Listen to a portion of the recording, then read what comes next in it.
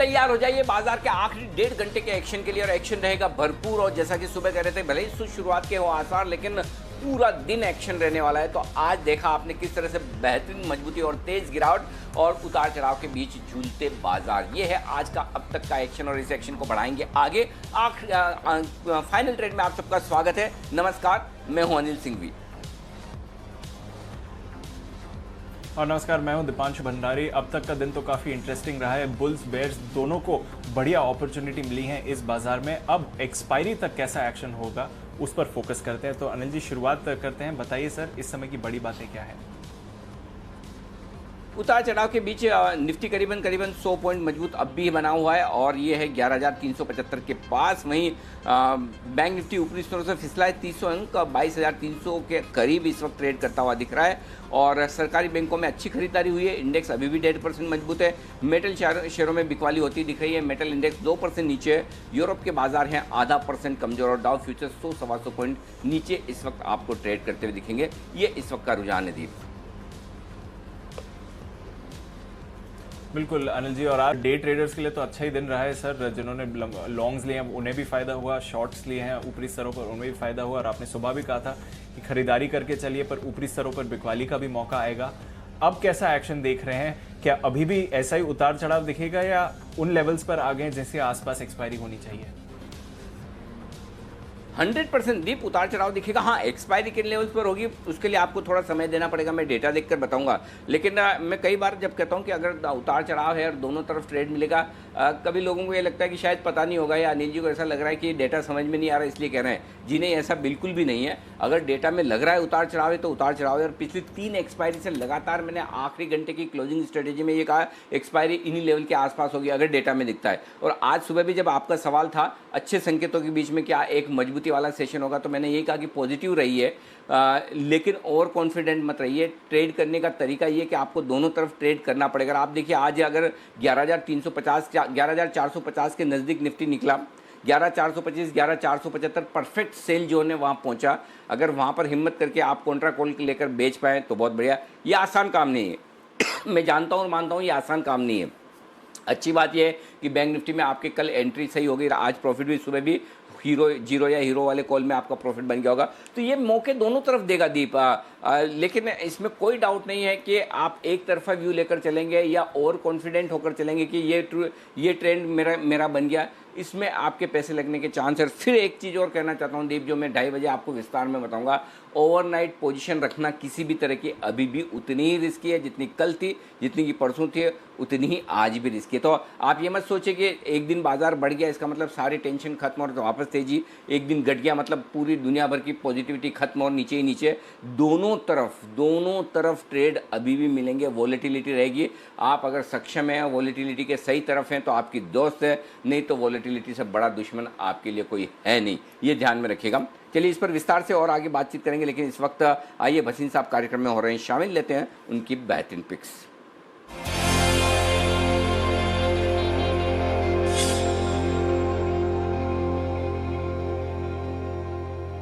स्वागत है सर आपका। पहले तो आज उतार चढ़ाव वाले सेशन में आपसे लेना चाहता हूँ राय। क्या आपका इरादा, आप 11,300-350 के आसपास की एक्सपायरी की उम्मीद कर रहे हैं, वही रखा जाए, कुछ बदलाव और साथ ही अपडेट? अनिल जी, मैं भी मार्केट की मूवमेंट से काफी अचंभित हूँ। आपने सही कहा volatility, but look at Reliance. मुझे लगता है सारी दुनिया के शेयर अब ये लग रहे हैं कि रिलायंस ने जो चाल पकड़ी है उसको मिटिगेट करने के लिए, इसका मतलब किसी की आज बहुत मोटी पोजीशन फंसी है on the put side on the 11,400, और मुझे अब तो लग रहा है 11,400 क्या शायद 11,450 तक भी जा सकती है निफ्टी की एक्सपायरी। और ये छोड़िए, ये एक्सपायरी तो हो जाएगी इस हफ्ते में, बट मैंने जैसे आपको कहा सितंबर की एक्सपायरी एंड ऑफ सितंबर मुझे लगता है न्यू हाई पे होगी, न्यू 6 मंथ हाई पे। और मुझे लगता है कि जो जिस तरह से रिलायंस ने ये एप्पल का टर्न किया है, it is an extremely bullish move, और इसके लिए बैंक्स और ये सब जो है एंसिलरीज दे विल बी री रेटेड। तो उतार चढ़ाव है। इसलिए अनिल जी, अब हम जो कॉल देंगे वो हम सोचते हैं कि मीडियम टर्म की कॉल है। डेरिवेटिव कॉल में या तो आप स्टॉप लॉस हो रहे हो दोनों तरफ से, so it is very difficult. I don't want investors to lose money. I think this is the opportune time to buy some banks, इसलिए मैं 2 बैंक्स की बाय देने वाला हूं। आप कहें तो मैं शुरू करूं? जी सर, प्लीज बताएं।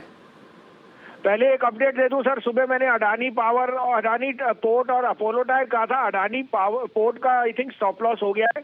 अगर आप बने रह सकते हैं तो बने रहिए, ये एक ट्रेडिंग स्टॉप लॉस है, लेकिन volatility is your not my friend. और अपोलो टायर में बने रहिए, 125 का टारगेट है। अब जो दोनों बाइज हैं सर, दोनों बैंक्स हैं, और मुझे लगता है बैंक्स में जो भी टिप्पणी आएगी will be on the positive side. I am extremely bullish on the banks at this level. मैं आपको ये कह रहा हूँ कि अक्टूबर में 25,000 वापस आना चाहिए बैंक निफ्टी को। तो पहला बाय एक्सिस बैंक है, ये 438-39 पे है। You can keep a trading stop loss of 431, but मुझे लगता है 485 to 500 का टारगेट इसमें अगले महीने तक आ जाएगा। और दूसरा भाई मेरा फेवरेट जो सबसे बड़ा बेनिफिशियरी है ऑन रिटेल साइड, और जो जिसने ऑलरेडी प्रोविजनिंग कर रखी है आईडीएफसी फर्स्ट, सॉरी आइडिया की, 29, 29.5, 30 में आप लीजिए। इसमें 27.5 का स्टॉप लॉस रखिए। पहला टारगेट 37, दूसरा 40। ये दोनों एक महीने की कॉल होंगी, तो I would be better giving delivery calls because the volatility can hurt you on both side. नहीं ठीक है, बस परफेक्ट है सर। कोई ज़रूरी नहीं कि रोज़ का रोज़ ट्रेड हो ही, और रोज़ के रोज़ ट्रेड मिलते भी हैं, तो ऐसे में पोजिशनल ट्रेड कर लेने में कोई हर्ज नहीं है। और आप इस वक्त ट्रेडिंग के बजाय इन्वेस्टमेंट या फिर पोजिशनल इन्वेस्टमेंट के तौर पर ज़्यादा देखें। एक्सिस बैंक 438-39 के आसपास खरीदिए, 431 का स्टॉप लॉस लगाइए। रिस्क छोटी है और टारगेट आएंगे तो बड़े आएंगे, 485-500 के महीने भर के लिए आज से। और आईडीएफसी फर्स्ट बैंक 29, 29.5 में आपको खरीदना है। 27.50 का स्टॉप लॉस लगाइए। 37 से 40 तक के टारगेट के लिए आपको करनी है खरीदारी।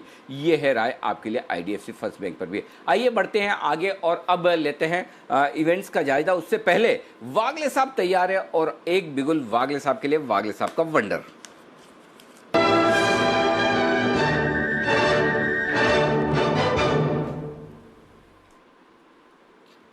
बताएं सर। गुड आफ्टरनून अनिल जी, गुड आफ्टरनून दीपांशु। मैंने कहा था पहले मॉर्निंग में कि जैसे बीपीसीएल 428 क्रॉस करेगा, इसमें एक बड़ी वाली मूव आएगी। अभी 431 है, यहाँ पर बाय करे। ऑन द डाउन साइड 28 के नीचे मुझे जाते हुए नहीं दिखता है। 423 का मेरा स्टॉप लॉस है। आज का टारगेट 447 है, और पोजिशनली 465 to 470 शायद ये कल तक आ सकता है। और आई थिंक ये पहले कुणाल जी और राकेश जी ने कहा था, तो मैं उनसे भी एक कमेंट लेना चाहूंगा, क्योंकि मुझे ये बहुत ही स्ट्रांग दिख रहा है। ओके कुणाल जी, राकेश जी, आपके लिए खुशखबरी। वागले साहब आपके लिए रिकमेंड कर रहे हैं बीपीसीएल। धन्यवाद दें और कमेंट भी। देखिए वागले जी, आपका बहुत बहुत धन्यवाद है। जो परंपरा है आपको धन्यवाद है। और वागले जी, आपको शायद मालूम नहीं है, आपका एक नया फैन मेरे घर पर है, मेरा बेटा। वो बार बार ये पूछता है कि वागले अंकल ने हेडफोन क्यों लगा रखे हैं, बाकी लोगों ने क्यों नहीं लगाए हुए हैं। तो मेरे पास इसका कोई उत्तर नहीं है। जब भी आप फ्री हो, चाहे तो मुझे व्हाट्सएप पे रिप्लाई करें या फिर ऑन एयर रिप्लाई करें। बट मेरा बेटा बार बार मुझसे ये पूछ रहा है सुबह से कि वागले अंकल ये हेडफोन लगा के क्यों बैठे हैं और बाकी लोगों ने हेडफोन क्यों नहीं लगाए हैं। उसका रीजन मैं बताता हूँ बंसल जी। उसका कारण ये है कि वागले साहब बचपन में पायलट बनना चाहते थे, और आमतौर पे आपने पायलट की फोटो है ना, इसी तरह का वो हेडफोन लगाए हुए देखी होगी। वो नहीं बन पाए, तो वागले साहब ने कहा कोई बात नहीं, मैं हवाई जहाज तो नहीं उड़ा सकता, स्टॉक्स और इंडेक्स को ही उड़ाऊंगा, लेकिन लगाऊंगा हेडफोन। इसका जवाब ये है। वागले साहब सहमत है जवाब से आप? अनिल जी बिल्कुल बिल्कुल सही है। ओके तो ये है वागले साहब की तरफ से आपके लिए बीपीसीएल का कॉल। सुमित जी का सुपर हिट तैयार है बिगुल के बाद।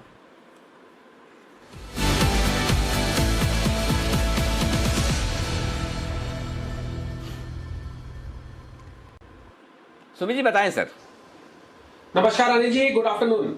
अनिल जी, सेल साइड का स्टॉक रडार पे आया है, और ये स्टॉक मैंने पिछले हफ्ते से सेलिंग में दे रखा है। श्रीराम ट्रांसपोर्ट फाइनेंस 660-670 के आसपास सेल पकड़ा था। उस टाइम पे जो टारगेट्स दिए थे वो अचीव हुए हैं, और अब इसमें फ्रेश ब्रेकडाउन आ रहा है। 630 के आसपास स्टॉक ट्रेड कर रहा है। यहां से स्टॉक में एक अच्छी गिरावट देखने को मिलनी चाहिए। अभी जस्ट गिरावट की शुरुआत हो रही है। अगर बैंक निफ्टी यहां से और वीकनेस दिखाता है और नीचे आता है, तो श्रीराम ट्रांसपोर्ट अच्छा खासा दबाव दिखाएगा, अच्छा खासा वीकनेस दिखाएगा। सबसे बढ़िया बात, स्टॉक ने चैनल ब्रेकडाउन दिया है। दूसरा पॉजिटिव पॉइंट, स्टॉक का ऊपर में मल्टीपल रेजिस्टेंस फेस हुआ है और स्टॉक ने ब्रेक नहीं किया है। तीसरा, कल का लो स्टॉक ने अभी ब्रेक कर दिया है। तो ये सारे पॉइंट्स देखते हुए मेरे को ऐसा लगता है कि स्टॉक के अंदर यहां से गिरावट बढ़ती हुई देखने को मिलेगी। 650 के ऊपर का स्टॉप लॉस लगाएं। 630 के नीचे अगर स्टॉक में क्लोजिंग देखने को मिलती है, तो उसके बाद स्टॉक के जो नए टारगेट्स बनेंगे वो 600 रुपए के पहले बनेंगे, और शायद 570 रुपए तक का मूव भी श्रीराम ट्रांसपोर्ट फाइनेंस के अंदर देखने को मिल सकता है। यहाँ पे बहुत बढ़िया और क्लास सेल बन रहा है, रिस्क रिवॉर्ड रेशियो बहुत बढ़िया है। 650 के ऊपर का स्टॉप लॉस लगा के बेचे, 600 और 570 ये दो टारगेट श्रीराम ट्रांसपोर्ट फाइनेंस पे देखने को मिल सकते हैं जल्दी। ओके, 600 और 570 के टारगेट से लिए बिकवाली करें श्रीराम ट्रांसपोर्ट फाइनेंस, ये है आपके लिए बेचने की सलाह। हालांकि बैंक निफ्टी में हम थोड़ी रिकवरी फिर से देख रहे हैं, पर फाइनेंशियल्स, चुनिंदा फाइनेंशियल्स वीक लग रहे हैं। पर आइए आपको बताते थे कौन से ऐसे इवेंट्स हैं, कौन से ऐसे ट्रिगर्स हैं जिन पर बाजार की नजर है और कौन से स्टॉक्स हैं जो खबरों के दम पर आपको एक्शन में दिख रहे हैं। मानसी और संदीप हमारे साथ तैयार है। Mansi, good afternoon. पहले आप बताइए कौन से ट्रिगर्स पर नजर है। Good afternoon Deepanshu. आज, कल और शनिवार के दिन कैश स्पेस की कई सारी कंपनियां हैं जिसके नंबर्स पर फोकस रहेगा। आज HAL, Hindustan copper, Goa carbon जैसी कंपनीज के नंबर्स आ रहे हैं। इसके अलावा TD सेट में ट्राई वर्सेस वोडाफोन आइडिया मामले पर अगली सुनवाई जो है वो आज होने जा रही है। भारत और चीन के विदेश मंत्री की रूस में मुलाकात होगी। सुबह से ही इंपॉर्टेंट इवेंट हम आपको बता रहे हैं। आज शाम करीब 7 से 8 के बीच ये बैठक होने की संभावना है। कल वायदा बाजार की कंपनी BHEL के नंबर्स आते दिखेंगे। इसके अलावा जुलाई के IIP के नंबर्स भी कल आएंगे। दीपक फर्टिलाइजर राइट्स इश्यू के प्रस्ताव पर एक बोर्ड बैठक कल करने जा रहा है। वहीं रूट मोबाइल का IPO कल बंद हो जाएगा। शनिवार के दिन GIC housing, JBM auto, IB real estate जैसी कंपनियों के नंबर्स आते हुए देखने को मिलेंगे। कैश स्पेस की चुनिंदा कंपनियां होंगी जिनके नंबर सैटरडे को आते दिखेंगे। ओके, तो ये हैं कुछ अहम इवेंट्स जहां पर हमारी नजर है। Sandeep, good afternoon. बताइए कौन से स्टॉक्स पर एक्शन है आज मार्केट्स खुलने के बाद। दीपांशु, मैं डेटामेटिक्स का स्टॉक देखने की कोशिश कर रहा था। इसके नंबर्स थोड़ी देर पहले ही आए हैं और नंबर्स बेहद शानदार आए। क्वार्टर अगर आप देखें 3.6 टाइम्स का मुनाफे में जंप आता हुआ दिखा। हालांकि रेवेन्यू उनके 10% के आसपास गिरते हुए दिखे हैं, तो पहले ये स्टॉक फोकस में है। रूट मोबाइल पे नजर रखिए। IPO अगर आप देखिए 2:45 बजे तक 2 गुना से ज्यादा बढ़ता हुआ दिखा है। उसका इम्पैक्ट कहीं ना कहीं स्टॉक पे आज साफ तौर पे देखने को मिला है। इसके अलावा आप देखिए वेदांता, यहाँ पे सूत्रों के हवाले से खबर निकल के सामने आई है कि वेदांता और जो बाल्को है उनके लिए बड़ी खबर है, एक्सक्लूसिव खबर है हमारी। सरकार ने मलेशिया के इंपोर्ट पर एंटी सब्सिडी जांच शुरू की है। एल्यूमिनियम वायर पर 7 mm की वायर रॉड के इंपोर्ट को लेकर जांच शुरू हो रही है और अप्रैल-दिसंबर 2019 के लिए जो इंपोर्ट है उसकी जांचें शुरू की गई। तो वेदांता और बाल्को के लिए ये अच्छी खबर है। इसके अलावा ITI को लेकर एक खबर आई थी, हमारे पास एक्सक्लूसिव थी कि ITI को रक्षा मंत्रालय से 7,000 करोड़ का जो ऑर्डर है उसके लिए मंजूरी मिल गया। आज हमारे साथ मैनेजमेंट जुड़ा भी था, उन्होंने साफ तौर पे कहा भी कि जी हाँ, बहुत जल्दी ऑर्डर हमारे पास आता हुआ दिखेगा। तो ITI का स्टॉक आज फोकस में है। इसके अलावा सीमेंट कंपनीज पे भी नजर रखिए। ट्रांसपोर्ट मंत्री नितिन गडकरी का बयान आता हुआ दिखा है कि सीमेंट इंडस्ट्री कार्टेलाइजेशन में शामिल है। कार्टेलाइजेशन, कालाबाजारी से सीमेंट कीमतों में बढ़ोतरी हुई है, तो उसका इंपैक्ट आज सीमेंट स्टॉक्स पे देखने को मिल रहा है। गैस डिस्ट्रीब्यूशन कंपनीज पर नजर रखिए। IGL, MGL, गुजरात गैस जैसी, अदानी गैस जैसी, क्योंकि पेट्रोलियम मंत्री का बयान आता हुआ दिखा है कि सिटी गैस डिस्ट्रीब्यूशन के लिए बहुत जल्द बोलियां मंगवाते हुए दिखेंगे। इसके अलावा Titagarh wagons 4.8 megawatt solar power के लिए इन्होंने करार किया है। फोर्थ पार्टनर एनर्जी के साथ इन्होंने करार किया, उसका इंपैक्ट स्टॉक पे है। ICICI prudential, NSDL payments bank के साथ इन्होंने करार किया है। इंश्योरेंस प्रोडक्ट्स बेचने के लिए ये करार किया गया, उसका इंपैक्ट स्टॉक पे साफ तौर पे देखने को मिला। और नेटको फार्मा, यहाँ पे नजर रखिए। टाइम कैप ओवरसीज में करीब 6% के आसपास की हिस्सेदारी कंपनी खरीदेगी। डील के बाद यूनिट में पूरी हिस्सेदारी कंपनी के पास आती हुई दिखेगी। तो ये एक अधिग्रहण को लेकर अपडेट है। और आखिर में हिंदुजा ग्लोबल, इस स्टॉक पे नजर रखिए। US में 2000 कर्मचारियों की भर्ती करने की इस कंपनी की योजना है। ओके, संदीप ने ये कहो कि भाई अमेरिका में 2000 कर्मचारी भर्ती कर रहे हैं, अच्छी बात है। थोड़े हिंदुस्तान में भी करवाओ, यहाँ पर भी बहुत सख्त जरूरत है। वहाँ पे तो ट्रम्प साहब लोगों को बेरोजगारी भत्ता भी दे रहे हैं। कितने कितने वो दीप बताते हैं, $1000, $600, $1200, कितने कितने डॉलर मिल जाते हैं। थोड़े हिंदुस्तान के लोगों को भी बहुत सख्त ज़रूरत है, तो यहाँ एम्प्लॉयमेंट जनरेशन करवाया जाए। लेकिन चलिए, अच्छा है, जहाँ भी हो रहा है वहाँ अच्छा हो रहा है। हिंदुजा ग्लोबल, ये है आपके लिए खबरों वाली शेयर। आइए, आपके सामने 2:15 पर मिलने वाला है आपको हीरो या जीरो ट्रेड। जी हाँ, एक्सपायरी के दिन आपको मिलेंगे हीरो या जीरो ट्रेड। कम प्रीमियम वाले ऐसे ऑप्शंस जो लग गए तो जैकपॉट, नहीं तो उतनी प्रीमियम का आपको नुकसान। वो हाई रिस्क लेने वाले ट्रेडर्स ट्रेड करें, ये आपके लिए राय होगी, बताएंगे थोड़ी देर में। लेकिन इससे पहले एक लाइफलाइन यूज़ करके हमारे साथ कार्यक्रम में हो रहे हैं शामिल आशु मदान साहब। आप समझ सकते हैं, इस बाजार में लाइफलाइन यूज़ कर रहे हैं, मार्केट में कार्यक्रम में हो रहे हैं शामिल, तो कुछ तो इंटरेस्टिंग आशु मदान साहब को दिखा होगा। शो में है नहीं, लेकिन आ रहे हैं। तो आइए बिगुल के साथ करते हैं स्वागत स्विंग के सुल्तान आशु मदान का।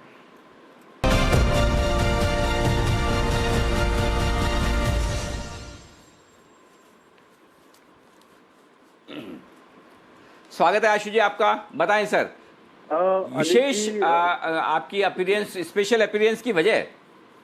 अनिल जी, वो सेल कॉल ही और हमने क्लाइंट्स को दी थी, तो मुझे लगा कि व्यूअर से भी शेयर कर लें। थोड़ा सा आई मीन 2-3 रुपए का भाव नीचे आ चुका है, लेकिन मैं फिर भी शेयर करूंगा। अनिल जी, कल हमने बात की थी कि बैंक्स में रिवर्सल थोड़ा सा जरूर आएगा और उस थोड़े से रिवर्सल पे अपने को बेचना है, लेना नहीं है। 1340 से आके 1320, एक्सिस थोड़ा सा ऊपर आके खड़ा हुआ है, लेकिन अनिल जी जो बेचना है वो है आईसीआईसीआई बैंक। अनिल जी, मैं कैविएट सबसे इम्पोर्टेंट ये है कि हमने जो क्लाइंट्स को दिया है 370 और 72 के बीच में दिया है। अभी रेट है 367, 68। 382 का स्टॉप लॉस था जब दिया था, और 355 से 350 का टारगेट है। तो अनिल जी, आईसीआईसीआई बैंक को सेल करना है।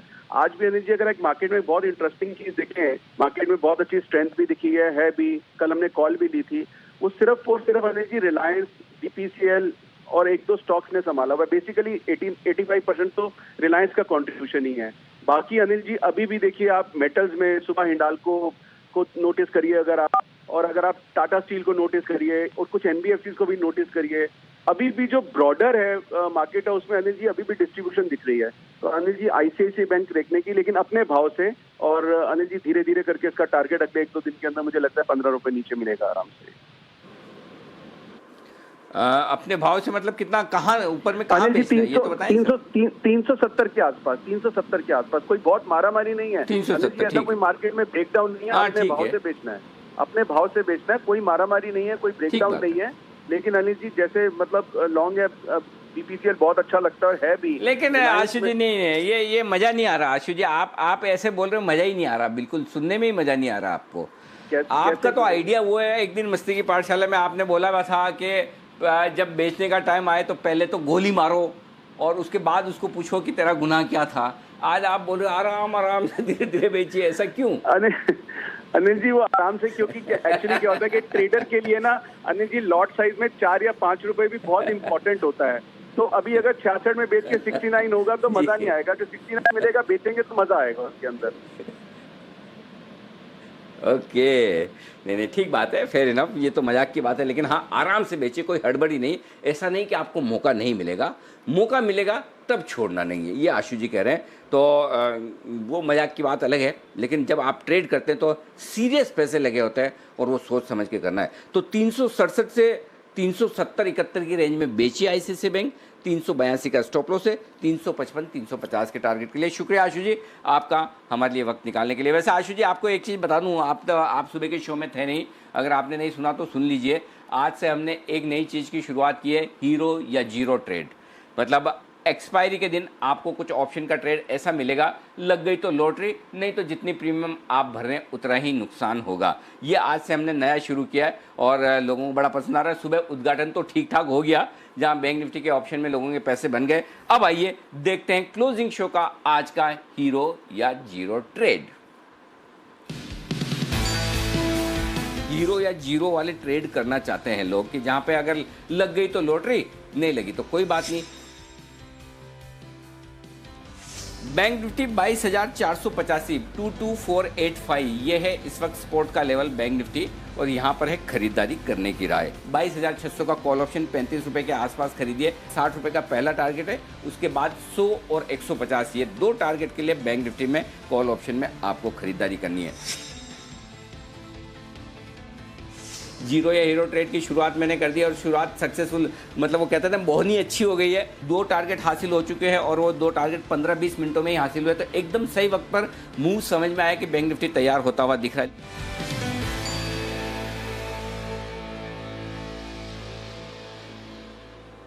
तो ये है आपके लिए हीरो या जीरो ट्रेड। और अब आगे की जिम्मेदारी हीरो जीरो ट्रेड की संभालने के लिए आज तैयार है हमारे साथ सुमित जी। सुमित जी कैमरे की तरफ नजर घुमाइए, आप ही की तरफ आ रहा है, तोप का मुंह हमने किया है। हाँ बताइए सुमित जी, आज का हीरो या जीरो ट्रेड जी।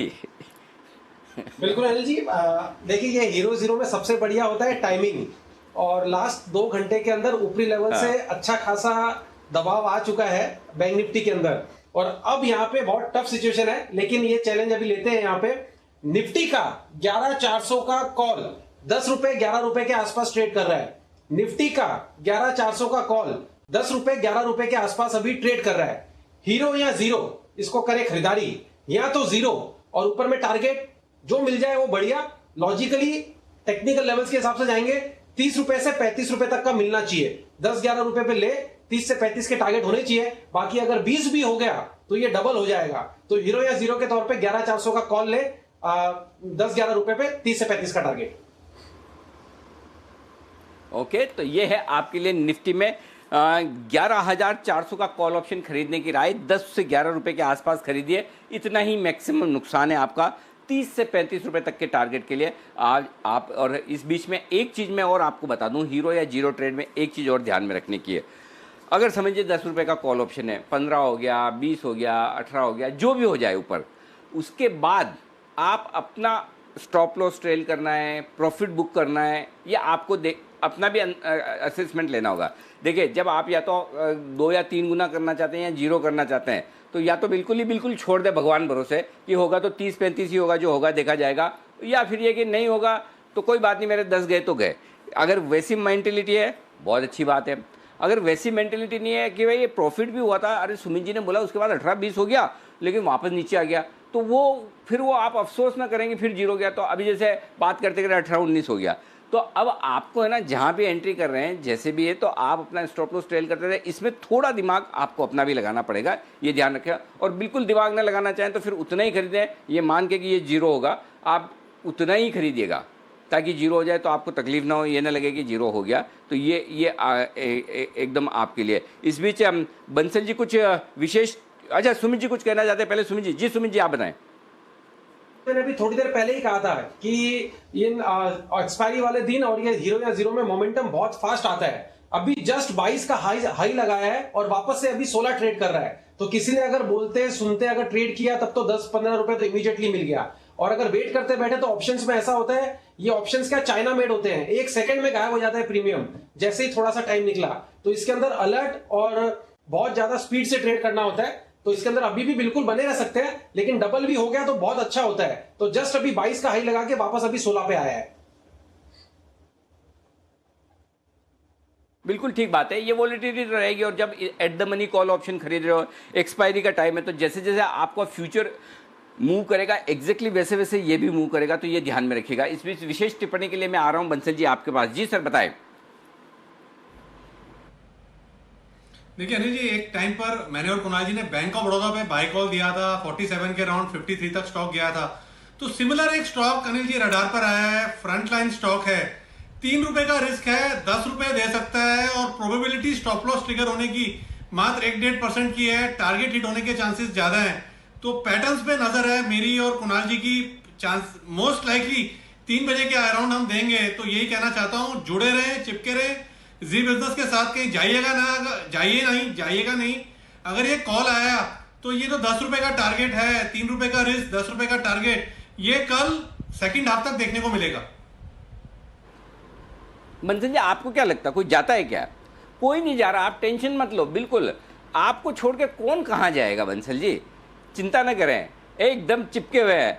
देखो जैन साहब से अभी तक आधा घंटा होने, जैन साहब से हमारी वार्तालाप नहीं हुई, लेकिन जैन साहब कहीं जा रहे क्या? जैन साहब वहीं के वहीं जमे हुए, चिपके हुए एकदम, बिल्कुल चिंता न करें। जैन साहब का स्माइलिंग फेस बरकरार है। जैन साहब आ रहा हूँ आपके पास थोड़ी देर में, और उसके बाद हमारे है ना हमारे साथ विश्वेश जी भी जुड़ना चाहते हैं। अच्छा हाँ, विश्वेश जी का तो मैं बताना भूल गया, आज तो लाइफ लाइन यूज़ करने का दिन है।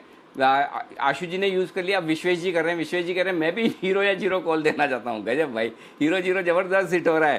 पहले दिन सुमित जी ने कमाल कर दिया, क्या बात है। एक बार जैन साहब आपसे राय लेना चाहता हूँ मार्केट पे। जो वॉलेटिलिटी दिख रही है उसको देख के क्या लग रहा है, तेजी की पोजीशन रखें, मंदी की रखें, या कुछ ना करें? नहीं, रखना तो तेजी के साइड पे ही चाहिए अनिल जी। जिस तरीके से मार्केट्स में नया बैंक, मतलब आप मान लो कि ऊपर से 12-13% लगभग करेक्ट हो गया, और एक ऐसे लेवल पे और जहां पे बड़ा डिसीजन भी अभी पेंडिंग है, तो मुझे लगता है थोड़ा सा माहौल तेजी की तरफ बन सकता है। अच्छा खासा करेक्शन के बाद एक सपोर्ट ले रहा है, कई स्टॉक्स को देखा सपोर्ट्स पे हैं, और इवन रिलायंस एक जबरदस्त फॉर्म में आ रखा है, HDFC, BPCL, ये सारे जो बड़े हेवी वेट्स है, इन सब में माहौल बना हुआ है। मिड कैप स्मॉल कैप में भी करेक्शन आया है। सो आई थिंक अच्छे से सेफर होके क्वालिटी स्टॉक्स के साथ रहें और तेजी में ही बने रहे। मुझे लगता है कि डाउनसाइड बहुत ज्यादा नहीं है, बट अपसाइड यहां से एक बार मिल सकता है। मतलब ऐसा लगता है कि 11,600-700 का लेवल्स बहुत इजीली मतलब आ सकता है, और नीचे के लेवल्स 11,250-300 है। तो इसलिए रिस्क रिवॉर्ड रेशियोज भी बढ़िया ट्रेडर्स के पॉइंट ऑफ व्यू है। और ये मुझे लगता है इन्वेस्टर्स लोग को मौका देख के, जैसे कि ये लार्ज कैप्स है, HDFC, हीरो मोटोकॉर्प, इन सब पे, सिप्लास और इन सब पे ध्यान देना चाहिए। मैं समझ गया, लो कन्विक्शन वाला तेजी का मामला है। करनी तो तेजी है लेकिन लो कन्विक्शन के साथ, ये कह रहे हैं हमारे को इस वक्त जैन साहब। आइए, विश्वेश जी जुड़ चुके हैं और विश्वेश जी के लिए बिल्कुल विश्वेश का विशेष नहीं है ये, विश्वेश जी का विशेष नहीं, हीरो या जीरो, विश्वेश जी भी इस स्पेशल कैटेगरी में कूदना चाहते हैं। आइए, स्वागत है आपका भी विश्वेश जी के लिए बिल्कुल।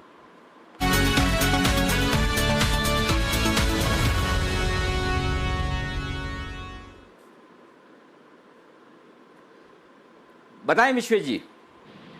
अनिल जी देखिए, सुबह हमने रिलायंस दिया था 2200 के आसपास और 2300 का टारगेट था और 2320 हो गया।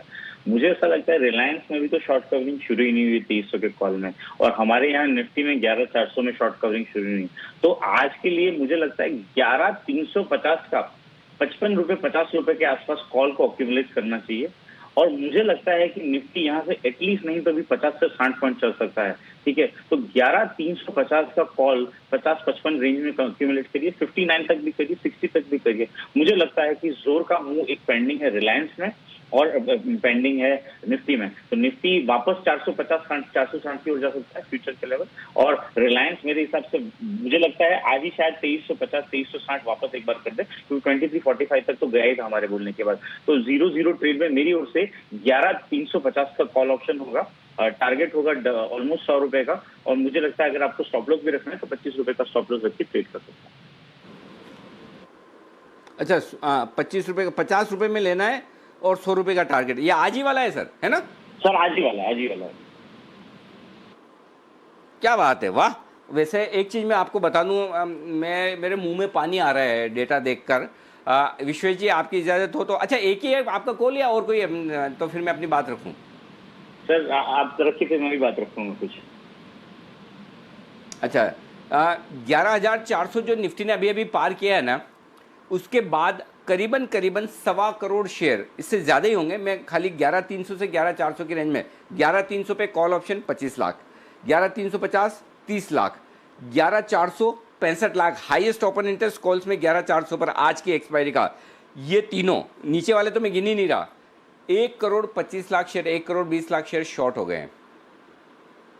11,450 11,475 की तरफ बढ़ रहा है मार्केट, 11,450 11,475 की तरफ निफ्टी बढ़ रहा है, जो शॉर्ट हुए हैं उसको देखते हुए गजब, मतलब एकदम। अब ये शॉर्ट कवरिंग वाला मामला दिखा, ये डेटा देखकर तो मैं 2:30 बजे तक इंतजार नहीं कर पाया। दीप, मेरे डेटा रेडी हो गए थे, माफ़ी चाहता हूँ आपसे, आपके पूछे बगैर ही मैं बता रहा हूँ। तो 11,400 पार होने के बाद फिर मुझे है ना ज़्यादा देर लोगों को इंतज़ार करवाना नहीं है। कल को क्या है, भाग जाएगा, बढ़ जाएगा और आप देखते रह जाएंगे, वो नहीं होना चाहिए। तो ये जो एट द मनी कॉल दिया हीरो या जीरो का सुमित जी ने, अभी जो कॉल दिया विश्वेश जी ने, वो पूरा का पूरा डेटा में साफ दिख रहा है ये भागने को तैयार है। और देखिए 425 बात करते करते आ गया। आई एम श्योर जो 10 रुपये में दिया है आपने कॉल, वो 25 रुपये 27 रुपये तो हो ही गया है। तो सुमित जी का कॉल भी जी। अब आप बताएं आगे, विश्वेश जी अगर आपके पास और कोई कॉल है तो। सर जी, बात करते करते 77 हो गया, 78 हो गया। सर मार्केट में इतनी ह्यूज शॉर्टिंग है, रिलायंस में इतना तेज, किसने सोचा था रिलायंस 80 रुपए हो गया। सर मुझे लगता है कि बैंक निफ्टी जी को बधाइयाँ। सुमित जी का टारगेट हिट, 30 रुपए का टारगेट हिट, सुमित जी का बधाई। हीरो या zero trade number 2, Sumit ji का भी टारगेट हिट, सुमित जी को भी बधाई। ये है कमाल। देखिए, रिसर्च करने का, डेटा पढ़ने का और नए नए आपके सामने क्रिएटिविटी के साथ कंटेंट लाने का। देखिए, जो लोग ट्रेड करते हो तो करेंगे और करना ही चाहते हैं, उन्हें अगर आप सही तरह से गाइडेंस दे दे तो एक तो जो नुकसान करते हैं वो कम हो जाए और कमाई हो जाए, तो और कहने ही क्या। इसलिए हम कोशिश करते हैं आपके सामने नए नए प्रोडक्ट्स लाने की, और ये नया प्रोडक्ट एक और आपके सामने जो आया, हीरो या जीरो ट्रेड, मोस्ट पॉपुलर होता है। बस इसके लिए एक ही चीज़ है कि थोड़ा मूवमेंट चाहिए, मार्केट में मूवमेंट होना चाहिए, वो मूवमेंट होता हुआ दिख रहा है। आइए, कुणाल जी, राकेश जी तैयार हैं अपने चार्ट कॉर्नर के साथ।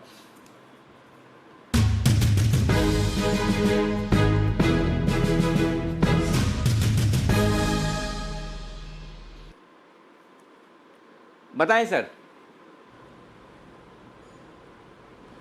अनिल जी, जो एक स्टॉक जो दोबारा से बड़ी उछाल दिखाने के लिए तैयार है वो है टाटा कंज्यूमर। टाटा कंज्यूमर में खरीदारी की राय है। 3 दिन की करेक्शन को एक फुल स्टॉप लगाया है। स्टॉक ने एक पॉजिटिव क्रॉसओवर लीडिंग और लैगिंग इंडिकेटर्स पे दिखाया है, तो टाटा कंज्यूमर को खरीदें। ओवर टू कुणाल जी। अनिल जी देखिए, एक सपोर्ट से वापस बाउंस आता हुआ दिख रहा है। स्टॉक लगातार आउट परफॉर्म कर रहा है और अभी 2-3 दिन का करेक्शन पूरा हो गया है, तो इन स्तरों पर बाय करके चलें टाटा कंज्यूमर को। यहां पर जो डाउनसाइड है वो बहुत रिस्ट्रिक्टेड है। आपको एक स्टॉप लॉस रखना चाहिए 536 रुपए पर। 536 पर एक स्टॉप लॉस रखें। पहला टारगेट 562 रुपए का 562 का, दूसरा टारगेट 575 575, जिसके लिए बाय करना है टाटा कंज्यूमर। टाटा कंज्यूमर यहाँ पर आपके लिए खरीदारी की राय है। हम देख भी रहे हैं कि एक करेक्शन के बाद स्टॉक थोड़ा कंसोलिडेट हो रहा था और अब अप मूव के लिए तैयार है, तो यहाँ पर नज़र रखिए, एक अच्छी तेज़ी बनती हुई दिख रही है। और आप देख रहे हैं कि बाजार भी अब दिन के हाई पॉइंट पर आने की कोशिश कर रहा है। 150 पॉइंट ऊपर आपको इस समय निफ्टी दिखेगा और सबसे ज़्यादा उसका कॉन्ट्रीब्यूशन ऑफकोर्स रिलायंस से ही है। पर आइए कुछ और स्टॉक्स में भी देख लेते हैं जहाँ पर अच्छी मूव आ रही है इस समय, और हमारे एक्सपर्ट से उसके बारे में बात करते हैं।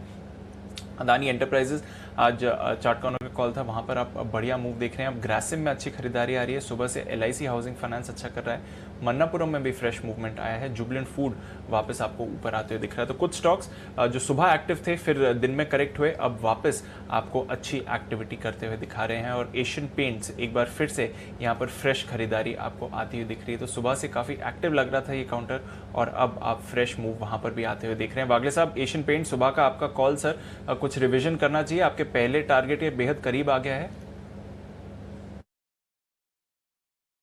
दीपांशी, मुझे लगता है इसमें होल्ड करना चाहिए। पोजिशनली बहुत ही अच्छा लग रहा है, और हालांकि 2050 मेरा टारगेट था। मुझे लगता है ये 2100 तक तो जाना चाहिए कल तक। तो मैं अभी रिवाइज स्टॉप लॉस 2020 के नीचे का रखूंगा, मतलब 2-3 रुपए नीचे 2018 का, और मैं 2100 तक होल्ड करूंगा। ओके, ये है एशियन पेंट्स, 2100 तक आराम से आपको जाते हुए दिखता है। Bansal ji, pick of the day Berger Paints, यहाँ पर भी मूवमेंट आ रहा है। कुछ करना चाहिए? टारगेट स्टॉप लॉस रिवीजन इस स्टॉक पर आपके, आई थिंक पहला टारगेट ऑलरेडी हिट भी हो गया है अगर मैं करेक्ट हूँ। बर्जर पेंट्स पे 574 का आपने टारगेट दिया था, पहला टारगेट हिट हो गया है। 576 का क्या करना चाहिए बंसल जी? देखिए दीपांशु, पहले तो ये अपडेट है कि आज पिक ऑफ द डे था, लेकिन ये दिया कल था मैंने, और कुणाल जी ने इसको कल रिकमेंड किया था। तो एक तो क्लियरली यहाँ स्टॉप लॉस का रिवीजन करना चाहिए, 571 का स्टॉप लॉस लगाना चाहिए, और अब एक नजर रखनी चाहिए यहाँ पर 575 575 के स्तरों पर। अगर यहाँ पर आज 575 के ऊपर की डिसाइसिव क्लोजिंग आती है, तब दोबारा इसके अंदर बाइंग करनी चाहिए। 575 के ऊपर की क्लोजिंग आती है तब 587 589 के टारगेट के लिए दोबारा बेहतरीन कैंडिडेट बनेगा खरीदारी का। ओके, तो बर्जर पेंट्स, एशियन पेंट्स दोनों में मूवमेंट आ रहे हैं, और हमारे एक्सपर्ट्स की कॉल थी, टारगेट्स भी आपको आते हुए दिख रहे हैं। पर आइए बिगुल बजाते हैं और जान लेते हैं अनिल जी की बैंक निफ्टी की स्ट्रैटेजी तो अभी बाकी है, तो एक बार बिगुल बजा के उनकी स्ट्रैटेजी जान लेते हैं बैंक निफ्टी की।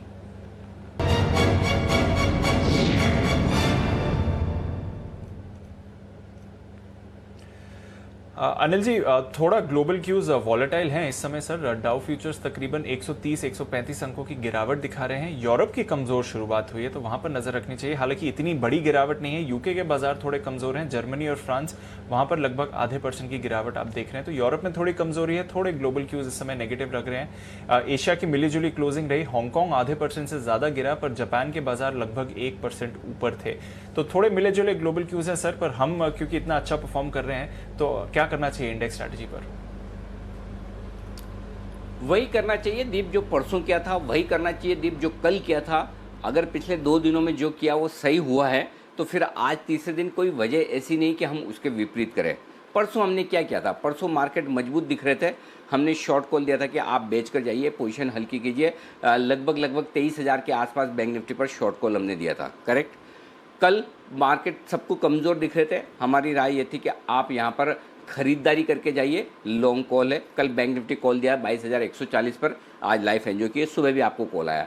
अब मेरी राय ये है, और आज सुबह भी मैं आपको यही बोल रहा था दीप के देखिए दोनों तरफ मौके मिलेंगे। एक मौका दिन के दौरान दिया, अनडाउटेडली बाजार बहुत अच्छा बंद हो रहा है, इसमें कोई सवाल नहीं है। लेकिन मैं आपको दो चीज़ों पर ध्यान देना चाहता हूँ। पहली चीज़, डाउ फ्यूचर्स और अमेरिका इतना मजबूत नहीं दिख रहा। पिछले 2 सेशन अमेरिका में बेहद उतार चढ़ाव भर रहे हैं। कल 450 पॉइंट बढ़ा तो परसों 625 पॉइंट घटा भी था। तो जो वॉलेटिलिटी की जिक्र हमने सोमवार को की है वो अभी खत्म नहीं हुई, उल्टी बढ़ी है। और आपको सावधान रहना है, हरे निशान को देखकर वॉलेटिलिटी को भूल नहीं जाना है, और लाल निशान में बाजार को देखकर वॉलेटिलिटी से डर नहीं जाना है। आपको ट्रेड करना सीखना पड़ेगा, उतार चढ़ाव में कैसे किया जाए। और ऐसे में जब बहुत मजबूती के साथ बाजार दिन के हाई पॉइंट पर बंद हो रहे हैं तो आप क्या करेंगे? प्रॉफिट बुक करेंगे। आज हम आपको ये कहेंगे कि लॉन्ग पोजीशन पर प्रॉफिट बुक करके जाइए, भले ही शॉर्ट ना करें, कोई ऐसी ज़रूरी नहीं कि शॉर्ट करें। आप चाहें तो हल्के फुल्के पुट्स ऊपर में क्लोजिंग में लीजिएगा, लेकिन फ्रेश खरीदारी आज कल के लिए नहीं, आखिरी 1 घंटे के लिए थोड़ी और बढ़त बन सकती है, कोई डाउट नहीं है, वो डेटा में दिख भी रहा है, लेकिन कल के लिए नहीं, ध्यान में रखिएगा कल के लिए। और दूसरा एक फैक्टर आपने अभी एक देखा होगा, एक खबर आज चल भी रही है कि चीन की कुछ चोटियों पर और कुछ जगहों पर भारतीय सेना ने कब्जा किया है, जो हमारे लिए वाकई में बहुत अच्छी गौरव की बात है। इसमें कोई डाउट नहीं कि हमारी सेना ने मजबूती से आगे कदम बढ़ाया, चीन को पीछे धकेला है। लेकिन इसका मतलब ये भी है कि खबर अच्छी है हमारे लिए, लेकिन साथ ही ये भी खबर इस तरफ भी इशारा करती है कि अभी भी तनाव चल रहा है, ये क्लियर नहीं हुआ है। तो ऐसे में आपको कहीं भी किसी भी तरह की अच्छी या बुरी खबर आती हुई दिख सकती है, तो उसके लिए आपको सावधानी रखनी है। तो मेरा पॉइंट है कि ग्लोबल मार्केट्स अभी भी एकदम परफेक्टली बैलेंस्ड हो गए हों और स्टेबल हो गए, वैसा नहीं है, वॉलेटिलिटी है। चीन वाला मामला अभी भी खत्म और ठंडा नहीं हुआ है। ऐसे में सेंसिबली आज तेजी की पोजीशन में आपको प्रॉफिट बुक करना है। शॉर्ट पोजीशन होने की वजह से आपको बढ़िया मौका मिल रहा है, पुट कॉल रेशियो इतना नीचे आ गया था और इस शॉर्ट कवरिंग की वजह से बाजार ऊपर जा रहे हैं, उसमें आपको मौका मिल रहा है। अब क्या करना है मैं बता देता हूँ। पहले आइए निफ्टी, वैसे तो बता चुके हैं 11,400 के ऊपर निफ्टी रहती है, 1.25 करोड़ शेयर शॉर्ट है, तो मैं उम्मीद कर रहा हूँ कि 11,425 के आसपास कहीं न कहीं एक्सपायरी होनी चाहिए। 11,400 11,450 ये रेंज समझ ले जिसमें एक्सपायरी होगी, वो इसलिए कि 11,400 के कॉल्स पर हाईएस्ट ओपन इंटरेस्ट 65 लाख शेयरों का है, उसके ऊपर आप टिकते हुए दिख रहे हैं। तो ऐसे में 11,400 11,450 ये परफेक्ट एक्सपायरी रेंज है और ज़्यादा संभावना 11,425 के आसपास की, जहां पर अभी आप हैं। बैंक निफ्टी 22,500 पार करना ऑलमोस्ट मुश्किल नामुमकिन है, तो मैं ये कहूँगा कि आप ये मानकर चलें कि 22,500 के ऊपर एक्सपायरी होने की संभावना बहुत ही कम है, नहीं के बराबर है। इसका मतलब 22,450 425 के आसपास अभी यहाँ हैं आप स्पॉट लेवल पर 22,425, ये आपके लिए 22,500 के आसपास आता है, 22,550 आता है, तो आप अपनी तेजी की पोजीशन पर प्रॉफिट बुक करके शांति से बैठिए। फ्रेश खरीदारी इन लेवल्स पर अभी नहीं करनी है, आज के लिए करें वो अलग बात है। मैं सिंपल बोल रहा हूँ, मैं हीरो या जीरो वाला मामला अलग है, लेकिन कल के लिए आप अपना हाथ थोड़ा सा रोक लें, कल सुबह देखेंगे। और बाद में अगर क्या कॉल्स या पुट लेकर जाने, ये मैं 3:20 पर आपको बताऊंगा। 3:20 पर मैं आपको सही स्ट्रेटजी भी दूंगा कि क्या करना है, लेकिन अब फ्रेश खरीदारी दीप इन लेवल्स पर नहीं करनी है, ये बहुत क्लियर हूँ मैं इस मामले को लेकर। और मुझे डेटा भी यही सजेस्ट कर रहे हैं, 11,400 22,500 दोनों इंपॉर्टेंट लेवल है। 22,500 बैंक निफ्टी से पार नहीं हो रहा है, 11,400 निफ्टी ने पार किया रिलायंस के दम पर, तो निफ्टी थोड़ा मजबूत बन रहा है अब इन लेवल पर आज के लिए, और बैंक निफ्टी यहाँ पर थोड़ा सा रुकावट के संकेत दे रहा है। तो ये मेरी रीडिंग है। राकेश जी कुछ विशेष टिप्पणी करना चाहते हैं? जी राकेश जी। देखिए अनिल जी, आपने बिल्कुल राइटली मेंशन करा। कल आपने बड़ा क्लियरली बोला था कि घबराने की जरूरत नहीं है, मार्केट रिकवर होगा। और मैंने अनिल जी स्पेशली बोला भी था, आपकी ग्रीन शर्ट है और क्या कहते हैं, आपने बोला था घबराहट को दिल से निकाल दो। हालांकि अनिल जी कल आपकी ग्रीन शर्ट थोड़ी कम ग्रीन थी, बट वो काम कर गई। जिस तरीके से होता है ना अनिल जी, बारिश के टाइम में छाते की जरूरत होती है, तो कल जरूरत थी अनिल जी हरी कमीज की। कल आपके हरे रंग ने, कल आपकी कमेंट्री ने बचाया। आज अनिल जी अगर मैं, वागले जी, कुणाल जी हरी कमीज पहन के आ जाएं, उसका क्रेडिट लें तो कोई उसकी सेंस नहीं है, क्योंकि आज तो बारिश ही नहीं है। बारिश तो अनिल जी कल थी, मौसम कल खराब था और कल बचे, और कल आपने राइटली ठीक टाइम पर इसको मेंशन किया था। देखिए सिंपल चीज़ है बंसल जी, ये मुश्किल काम है। मैं फिर कहता हूँ कि ट्रेंड के साथ मार्केट को एनालिसिस करना बहुत आसान काम है, मुश्किल है ये। लेकिन ट्रेंड के विपरीत आप लॉन्ग और शॉर्ट कॉल देते हैं, इसमें कोई डाउट नहीं है। आज मैं आपको बताऊं 22,500 के आसपास बैंक निफ्टी पर सबके बाय कॉल दिख रहे होंगे, 11,400 के ऊपर निफ्टी पर सबके बाय कॉल्स दिख रहे होंगे, लेकिन मैं थोड़ा सावधान हूँ।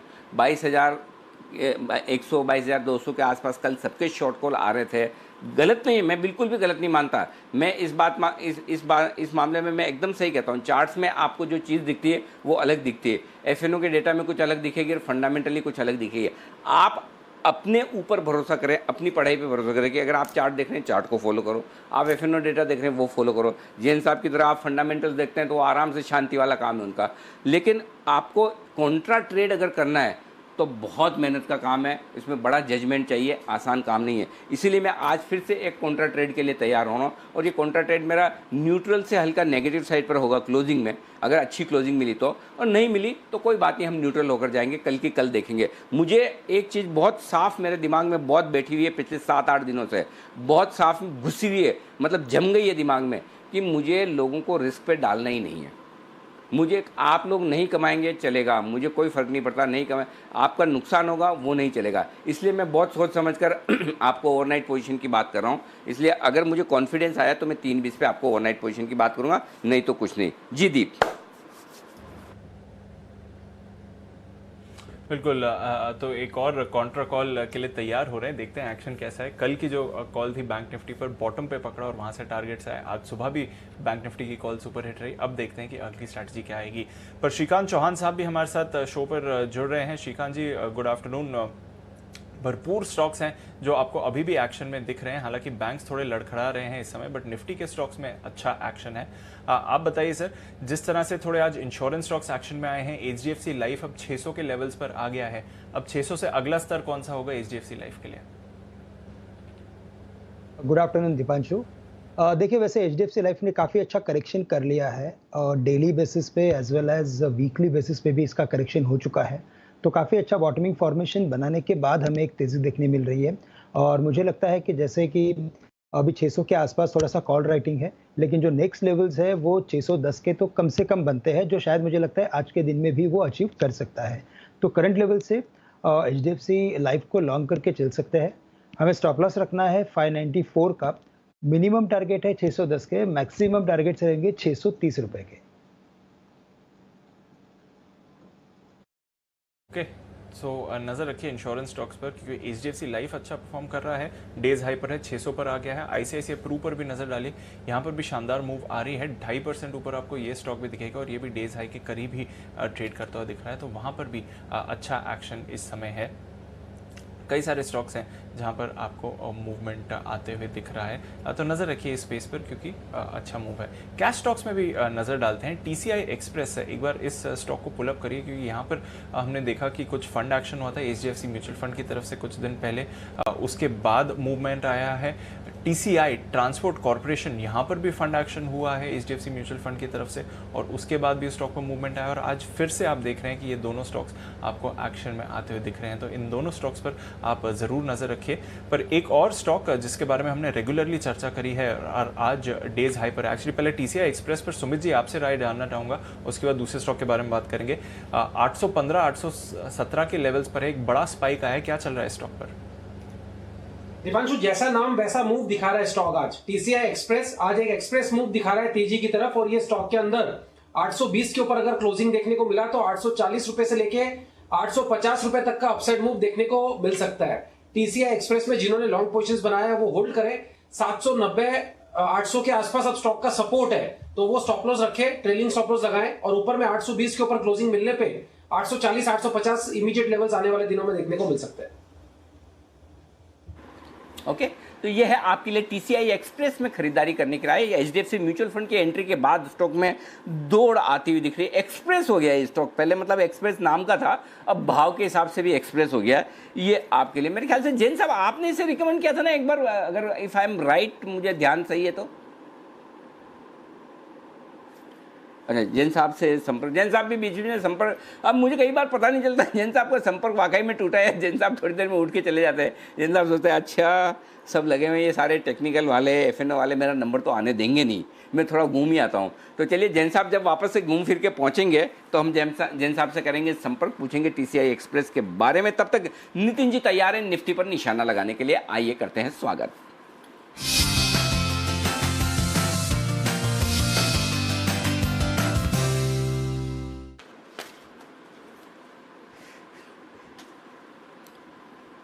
ओके, तो ये है नितिन जी आपके लिए निफ्टी पर निशाना लगाने के लिए तैयार। नितिन जी नमस्कार, बताएं सर। अनिल जी, हम बैंक निफ्टी में ट्रेड लेंगे और बैंक निफ्टी आज भी बहुत ज्यादा स्ट्रेंथ नहीं दिखा रही है। निफ्टी ऊपर है बिकॉज ऑफ रिलायंस, क्योंकि 7% रिलायंस में अपटिक है। वहीं बैंक निफ्टी में 22,500 600 पे काफी सेलिंग है, वहां से सेलिंग भी आई है। तो हम बैंक निफ्टी में अगली एक्सपायरी की बियर पुट स्प्रेड क्रिएट करेंगे 400 रुपए डिस्टेंस का, यानी कि हम 22,400 की पुट ऑप्शन लेंगे जो 377 में मिल रही है, और 22,000 की पुट ऑप्शन बेचेंगे जो 223 225 ऐसे बिक रही है। तो कुल मिला के 155 रुपए की कॉस्टिंग आ रही है। इसमें स्टॉप लॉस हम 100 रुपए का रखेंगे, यानी मैं 50 रुपए का रिस्क ले रहा हूँ, 50-55 रुपए का। और मुझे लग रहा है कि बैंक निफ्टी नीचे 22,100 और 22,000 की तरफ अगले वीक में आनी चाहिए, जिसमें इस स्प्रेड की वैल्यू 260 से 270 रुपए हो सकती है, यानी 1:2 का रिस्क वार्ड रेशियो है। 50 रुपए का रिस्क ले रहे हैं, 100-120 रुपए का टारगेट होगा, यानी कि 260 तक का डिफरेंस हो सकता है। 22,400 की पुट लेनी है और 22,100 की पुट बेचनी है 1:1। इंटरेस्टिंग है नितिन जी, आपके इस बेयर स्प्रेड पे मैं 3:20 पर टिप्पणी करूंगा। देखता हूं क्लोजिंग किन लेवल पर होती है, डेटा किस तरह से बनते हैं, लेकिन इंटरेस्टिंग है ये। 22,400-500 के आसपास रुक तो रहा है, कम से कम आज तो 22,500 पार होने की संभावनाएं कम है। तो डेटा रीडिंग नितिन जी की एकदम परफेक्ट है यहाँ पर। देखते हैं बैंक निफ्टी में भी कोई स्ट्रेटेजी है नितिन जी, या सिर्फ बैंक निफ्टी? नहीं जी, देखिए निफ्टी में शॉर्ट कवरिंग आ रही है और निफ्टी में पॉसिबल है कि यहाँ से और 20-25 पॉइंट निफ्टी ऊपर चली जाए, क्योंकि रिलायंस में काफी शॉर्ट कवरिंग और बाइंग भी है। तो निफ्टी में ओवरऑल व्यू पॉजिटिव रखना चाहिए आज के लिए, और आज क्लोजिंग में हो सकता है हम लोग 11,450 की तरफ, यानी 25-30 पॉइंट का एक अपटिक मिले। बट प्रीमियम्स ज्यादा हैं, हम लोगों ने 11,400 की कॉल अटेम्प्ट ली थी, बट वो वापस ऊपर आ गई है अभी कॉल ऑप्शन। बट यहाँ पे कोई स्ट्रेटजी नहीं है, बट व्यू यही रखना चाहिए कि 11,450 की तरफ हम लोग जा सकते हैं। पुट ऑप्शन अवॉइड करना चाहिए।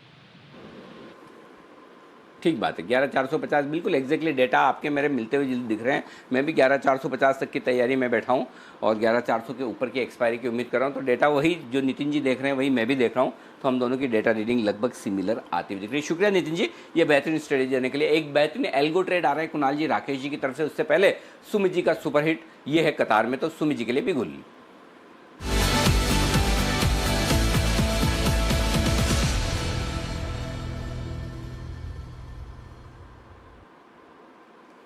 बताएं सुमित जी। अनिल जी, बाय का स्टॉक रडार पे आया और स्टॉक का नाम है लुपिन। क्लोजिंग आवर्स में लुपिन डे हाई मार रहा है, 960-962 के आसपास लुपिन अभी ट्रेड कर रहा है। ऐसा लग रहा है लुपिन में यहां से एक अच्छी तेजी देखने को मिलनी चाहिए, और ये 2 से 3 दिन का ट्रेड होगा, क्योंकि लुपिन में पिछले 7 से 10 दिन का गिरावट दिखाने के बाद आज दूसरा दिन है जब लोअर लेवल से इसने तेजी दिखाई है। मेरे को ऐसा लग रहा है कि लुपिन आने वाले दिनों में 4 फिगर्स में दिखेगा। इसको यहाँ पे बाय करके चलना है। ऊपर के अंदर 980 रुपए से लेके 1,000 रुपए तक के इमीडिएट टारगेट होंगे लुपिन में। नीचे में 935-930 के आसपास का सपोर्ट है, तो वो स्टॉप लॉस होगा 930 का, और ऊपर में टारगेट 1,000 के होंगे लुपिन के। 1,000 का लेवल क्रॉस करने पे और भी ऊपर के लेवल देखने को मिलेंगे और 1,030 तक के टारगेट देखने को मिल सकते हैं। Buy Lupin at CMP, stop loss 930, target 1,000 से 1,030 तक के हफ्ते भर के अंदर ये देखने को मिलने चाहिए। ओके, तो ये है आपके लिए राय लुपिन में तेजी करने की। फार्मा शेयर सारे के सारे मजबूत होते हुए दिख रहे हैं, और यहाँ पर आपको 930 का स्टॉप लॉस लगाना है और ऊपर का टारगेट 980 और 1,000 का बनता हुआ दिखेगा। भेल इसके आने वाले हैं रिजल्ट, और रिजल्ट का अनुमान ले लेते हैं। हमारे साथ जुड़ रहे हैं संदीप ग्रोवर, पूछते हैं संदीप से। संदीप बताइए कैसे रहेंगे रिजल्ट्स? देखिए रिजल्ट तो अनिल जी अच्छे नहीं रहेंगे, क्योंकि आप देखिए पिछले क्वार्टर में भी घाटा था, इस बार भी हो सकता है घाटा और बढ़कर आता हो। देखिए 216 करोड़ वाला जो घाटा था वो बढ़कर 633 करोड़ रुपए के आसपास आएगा। मार्जिन नेगेटिव थे 6% के आसपास, वो 26% नेगेटिव हो जाएंगे। अबिडा लॉस था वो भी बढ़कर आएगा 267 करोड़ वाला 672 करोड़, और आय में भी करीब 44% के आसपास का ड्रॉप आएगा। लॉकडाउन वाला क्वार्टर था तो नए ऑर्डर्स 20% गिरकर हो सकता है केवल 3,100 करोड़ रुपए के आसपास से आते हुए दिखे। कुल ऑर्डर बुक करीब 1,10,000 करोड़ रुपए के आसपास की रह सकती है, और एग्जीक्यूशन में भी दिक्कतें हुई, क्योंकि जैसे मैंने कहा कि लॉकडाउन वाला क्वार्टर था, तो उस लिहाज से देखा जाए फिक्स कॉस्ट काफी हाई रहती है इनकी, तो उससे कहीं ना कहीं मार्जिन के ऊपर दबाव काफी ज्यादा देखने को मिलेगा। कुछ वर्किंग कैपिटल को लेकर भी दिक्कतें हैं, जिसका इंपैक्ट आप देखें नतीजों पे इस बार खास तौर पे देखने को मिलेगा। लेकिन ज्यादा नजर रहेगी एनालिस्ट की कमेंट्री कैसी आती है मैनेजमेंट की, खासतौर पे एग्जीक्यूशन को लेके, वर्किंग कैपिटल की जो दिक्कतें थी अब किस तरह से इंप्रूव हुई हैं, जैसे जैसे अनलॉकिंग शुरू हुई है, क्या इनके जो ऑर्डर्स हैं वो एग्जीक्यूट होना शुरू हो चुके हैं, नए ऑर्डर्स जो आ रहे हैं उस पर क्या आउटलुक है, कौन से ऐसे सेक्टर्स हैं जिनके लिए जिन पर इनकी ग्रोथ के लिहाज से बहुत ज्यादा नजर है, डिफेंस में किस तरह की अपॉर्चुनिटी बन रही है, क्योंकि जिस तरह के आत्मनिर्भर भारत को लेकर जो अनाउंसमेंट्स हुए हैं इनको कितने बड़े ऑर्डर्स आते हुए दिखेंगे, इनका व्यू क्या है पूरे डिफेंस स्पेस को लेके, और एसेट बिक्री को लेकर जो कमेंट्री आएगी, ये 4-5 चीजें हैं जिसके ऊपर एनालिस्ट खासतौर पे फोकस करेंगे। नंबर्स तो खराब रहेंगे, मैनेजमेंट की कमेंट्री बहुत इंपॉर्टेंट होगी इस बार।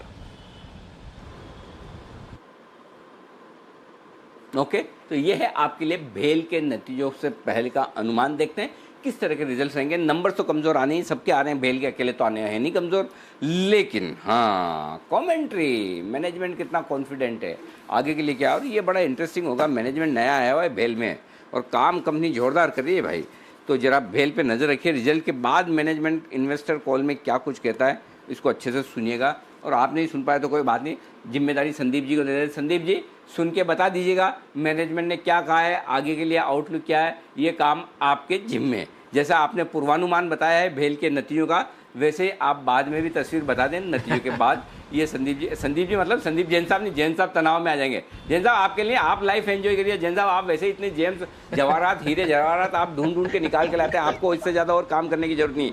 ये काम सिर्फ और नहीं, संदीप वागले साहब को कोई परेशान होने की जरूरत नहीं। वागले साहब आप भी अपने चेहरे पर मुस्कुराहट ले आइए, नाम भले आपके सेम हो, न संदीप जैन घबराए न संदीप वागले घबराए, ये काम सिर्फ संदीप ग्रोवर के लिए। संदीप ग्रोवर हमारे मुस्तैदी से ये काम कर लेंगे। अच्छा, कुणाल जी भी कुछ काम करना चाहते हैं। जी कुणाल जी बताएं। अनिल जी मेरे और राकेश जी के पास एक कॉल है, जब आप फारिग हो जाएं तो हमारे पास आ जाइए। और आपके लिए तो बैठे हुए इंतजार कर रहे हैं कि आप कब कॉल दो, हम आपके पास आए हैं। हम तो आपका इंतजार कर रहे हैं, आप हमारा इंतजार कर रहे हो। बिल्कुल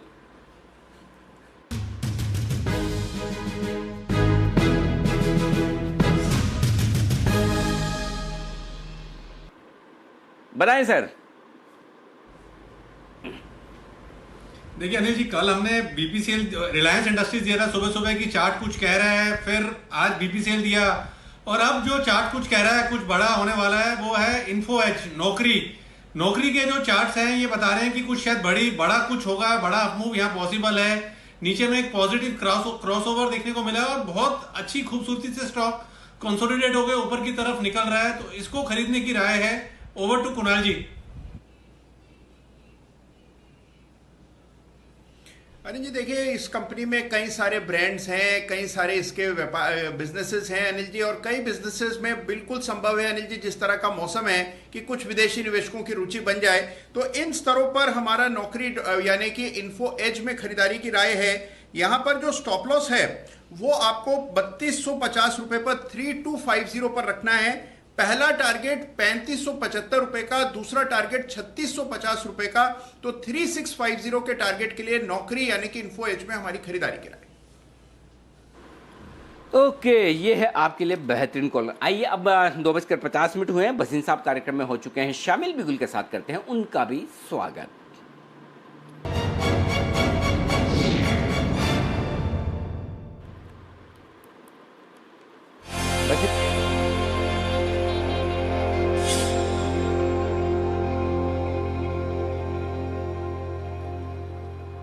बसीन साहब स्वागत है आपका।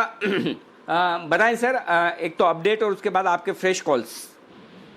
अपडेट तो ऐसा है सर कि आपको दिया था मैंने कल, जो अपडेट्स थे वो मैं बता दूं। बायोकॉन 435 हिट हो गया, बीपीसीएल जो 405-6 में दे दिया वो आज न्यू हाई मार रहा है 3 मंथ, और साथ ही साथ आपका टाटा कंज्यूमर 532-33 में कल दिया था 553 मार गया।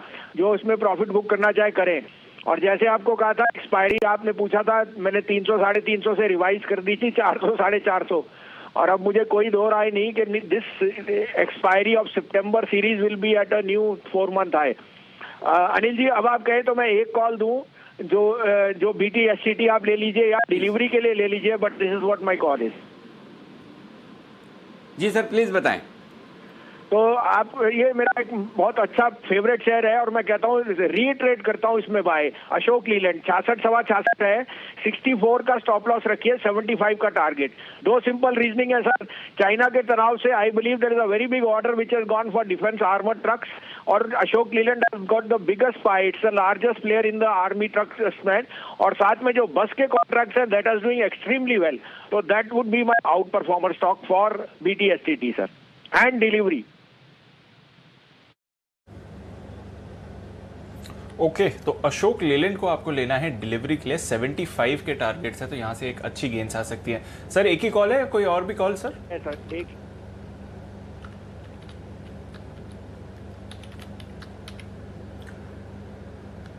ओके, एक ही कॉल थी भसीन साहब की तरफ से, पर डिलीवरी के लिए खरीदारी करिए अशोक लेलैंड। थोड़ा वॉलेटाइल हो सकता है मार्केट एक्शन, बट अच्छे गेंस आएंगे। 75 का टारगेट है, और जैसे ही भसीन साहब रेकमेंड करके गए हम देख रहे हैं कि स्टॉक भी पॉजिटिव टेरिटरी में आ रहा है। तो यह है भसीन साहब की एक अच्छी रिकमेंडेशन। पर आइए अब बिगुल बजाते हैं सुमित जी के लिए उनके अगले सुपरहिट कॉल का।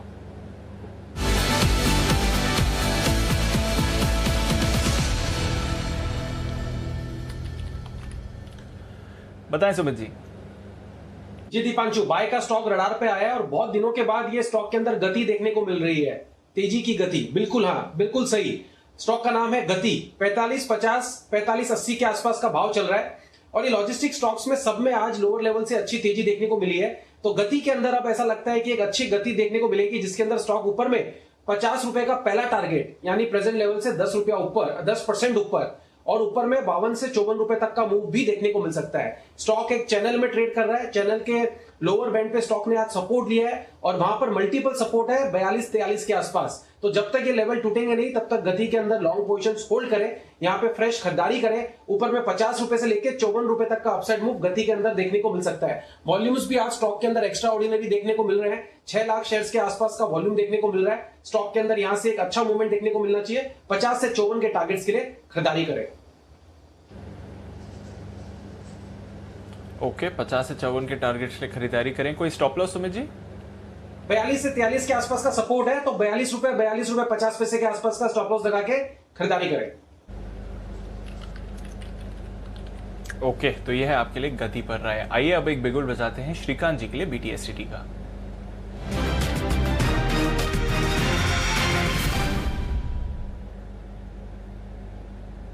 बताएं श्रीकांत जी। जी दीपांशु, देखिए वैसे आज सीमेंट स्टॉक्स में हमने एक अच्छी खासी एक वॉल्यूम बेस्ड एक्टिविटी देखी है। चूंकि ये स्टॉक्स अभी भी अपने बॉटम के आसपास है, कुछ एक स्टॉक्स अपने सेलिंग प्रेशर को एब्जॉर्ब करते हुए नजर आ रहे हैं। और उसमें अगर आप देखेंगे तो ACC करंट लेवल से अगर आप देखें तो उसने 1330 के करीब की एक अच्छी एक अपटिक ली है, और यहाँ पे उसने काफ़ी बड़ा एक सेलिंग प्रेशर जो भी था वो एब्जॉर्ब कर लिया है। तो मुझे लगता है करंट लेवल से ACC को बाय करके चलना चाहिए। 1 या 2 दिन का ट्रेड रहेगा। हमें स्टॉप लॉस रखना है 1305 रुपए का, जो कैश के लेवल्स है। 1330 1332 में अभी ये ट्रेड कर रहा है, और जो नेक्स्ट टारगेट्स रहेंगे वो रहेंगे तकरीबन 1370 से लेकर 1400 के। तो ये काफ़ी एक बेहतरीन स्टॉक हो सकता है शॉर्ट टर्म के बेसिस पे लॉन्ग करने के लिए।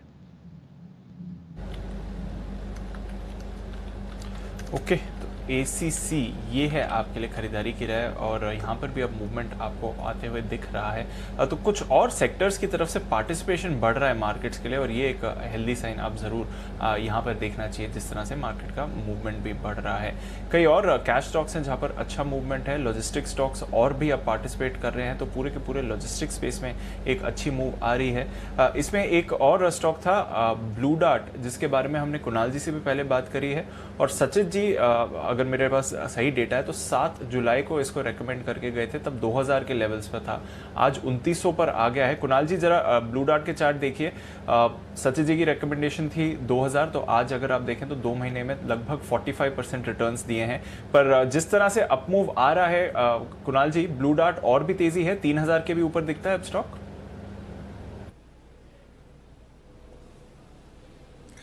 देखिए बिल्कुल ये बहुत ही बेहतरीन अपमूव हमने स्टॉक में आते हुए देखा है दीपांशु, और स्टॉक ने देखिए कुछ ही दिनों में इसको हमने पिक ऑफ द डे में भी शामिल किया था, उसके बाद से लगातार तेजी बनी है, बड़े वॉल्यूम हुए हैं। अगला जो बड़ा रेजिस्टेंस है वो 3000 रुपए के आसपास दिखता है। अब मौजूदा भाव जो है बढ़कर के 2850 2900 हो गया है, तो बहुत ज्यादा गैप अब नहीं बचा है, रेजिस्टेंस के काफी करीब अब ये स्टॉक ट्रेड करने लगा है, तो इन स्तरों पर नई खरीदारी की राय नहीं है। जिनके पास पोजीशन है 2800 का एक अमेंडेड स्टॉप लॉस रखें, 3000 के आसपास मुनाफा बुक करने की चेष्टा करें। ओके, 3000 के आसपास आप मुनाफा बुक कर सकते हैं, बट एक शानदार मूव आ रही है ब्लू डार्ट पर, और यहाँ पर आपको अनाउंसमेंट इस सबसे पहले जो रिकमेंडेशन थी वो सचित जी ने दी थी 7 जुलाई को 2000 के लेवल्स पर आइए कुछ और स्टॉक्स जहाँ पर अच्छा मूव आ रहा है। कोलगेट, यहाँ पर एक बड़ा स्पाइक हमने आते हुए दिखा है। वागले साहब, कोलगेट के चार्ट पर स्पाइक है, 2.5% ऊपर है, कोई ट्रेड है इस पर? जो पैटर्न अच्छा है, मोमेंटम भी है, लेकिन इसमें आप 2 से 3 दिन के व्यू से लेंगे तो ज़्यादा बेटर होगा। अभी एक इम्पोर्टेंट रेजिस्टेंस को 1400 के पार निकला है, इसके ऊपर सस्टेन करता है। 1440 का मेरा पहला टारगेट रहेगा, और वो क्रॉस अगर होता है तो ये 1500 तक भी जा सकता है। ये पोजिशनल व्यू है। ओके, ठीक है, ये है आपके लिए कोलगेट पर राइज, आपके लिए वागले साहब की तरफ से। 3 बज गए? हाँ, बजे हुए समझो। तो आइए स्वागत करते हैं सेठी साहब का। सेठी साहब देंगे हमें उनकी शानदार शॉर्ट टर्म पिक्स। तो सदाबहार सेठी की शॉर्ट टर्म पिक्स आइए देखते हैं।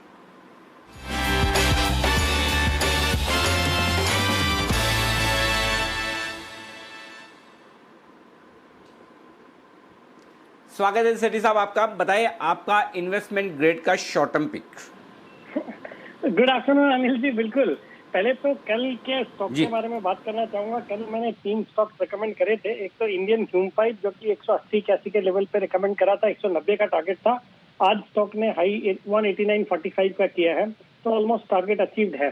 दूसरा था वेदांता, जो कि अभी 131 के लेवल पे ट्रेड करता है, कल 128 के लेवल पे दिया था। हालांकि 135 का टारगेट है, जो कि 1-2 दिन में अचीव होने चाहिए। तो ये स्टॉक, और वैसे देखिए तो बाकी मेटल स्टॉक्स के कंपैरिजन में इस स्टॉक में अभी भी स्ट्रेंथ है। जहां एक और टाटा स्टील, हिंडाल्को वगैरह में गिरावट आई है, ये स्टॉक बिल्कुल फर्म खड़ा है। मुझे लगता है 135 के टारगेट जल्दी देखने को मिलेंगे। और तीसरा था हीरो मोटोकॉर्प, जो 2900 के लेवल पे बोला था, 2950 का टारगेट था, जो कि ऑलमोस्ट अचीव हुआ है। 2949 के हाइट किए, अभी भी 2945 का लेवल है। और ये भी मुझे लगता है 2975 के जो दूसरे टारगेट है, वहां तक स्टॉक जल्दी ही जाना चाहिए। ये तो हो गई कल के स्टॉक की बात। जहां आज के लिए स्टॉक्स है, 2 स्टॉक है जो मैं रिकमेंड करना चाहूंगा कैश मार्केट के। ये दोनों स्टॉक, पहला स्टॉक है ओरिएंट रिफ्रैक्टरीज। ये रिफ्रैक्टरीज बनाने वाली एक बहुत ही जबरदस्त कंपनी है। इनके फॉर्च्यून्स आयरन और स्टील इंडस्ट्री के ऊपर डिपेंडेंट है, जो कि बहुत अच्छा कर रहे हैं। तो उस लिहाज से स्टॉक का आगे परफॉर्मेंस अच्छा लगता है। फिर कंपनी का एक और ट्रिगर है कि इनकी 2 सब्सिडरी को अमलगमेट करने के लिए कंपनी ने एनसीएलटी में अर्जी की थी, बट वहां पे खारिज हो गई। फिर ये अपील में गए हैं, तो अगर वो हो जाता है तो एक बहुत बड़ा पॉजिटिव ट्रिगर होगा, बिकॉज सिनर्जी के बहुत ज्यादा बेनिफिट्स हैं। फंडामेंटल्स बहुत ही सॉलिड है। Return on equity around 20%, return on capital employed 27% का है। पिछले 3 साल का प्रॉफिट का कैगर है 15% का, और प्रोमोटर्स की हिस्सेदारी अराउंड 66.75%। डीआईएस और एफआईएस भी 17-18% होल्ड करते हैं, और उन्होंने ग्रेजुअली पिछले 1-2 क्वार्टर में अपनी हिस्सेदारी बढ़ाई भी है इसमें। तो ऑल इन ऑल अच्छा स्टॉक है। करंट लेवल है 193 के, मुझे लगता है इस लेवल पे खरीदना चाहिए। और मेरा बहुत ही शॉर्ट टर्म में 205 का इसमें टारगेट रहेगा, स्टॉप लॉस रहेगा 185 का। और अनिल जी, दूसरा स्टॉक भी बोलूं? हाँ जी, हाँ, अरे बोलना ही पड़ेगा, नहीं तो हमें कैसे पता चलेगा। नहीं, बिल्कुल अनिल जी, मुझे लगा एक वापिस आएंगे आप में। नहीं, प्लीज बोलिए सर। दूसरा स्टॉक है अनिल जी, वो स्टॉक भी एक जबरदस्त कंपनी है। हालांकि ये शॉर्ट टर्म पिक के रूप में दे रहा हूँ, बट एक बिल्कुल पोर्टफोलियो का हिस्से बनने लायक कंपनी है, और कुणाल जी की मेरे ख्याल में पोर्टफोलियो में भी होगा। कंपनी का नाम है शेफलर। ये पहले फैग बेयरिंग्स के नाम से जानी जाती थी। एक जर्मन मल्टीनेशनल है, जर्मन पेरेंट है। बहुत ही अच्छी ऑटो कंपोनेंट कंपनी है।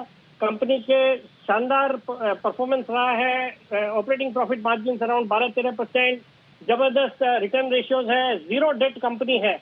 और मुझे लगता है जिस तरह से ऑटो कंपनीज में एक माहौल बदला है, उसका फायदा इस तरह की जो कंपनियां जो कि सॉलिड मैनेजमेंट वाली, अच्छी पेडिग्री वाली कंपनियां, उनमें बिल्कुल देखने को मिलेगा।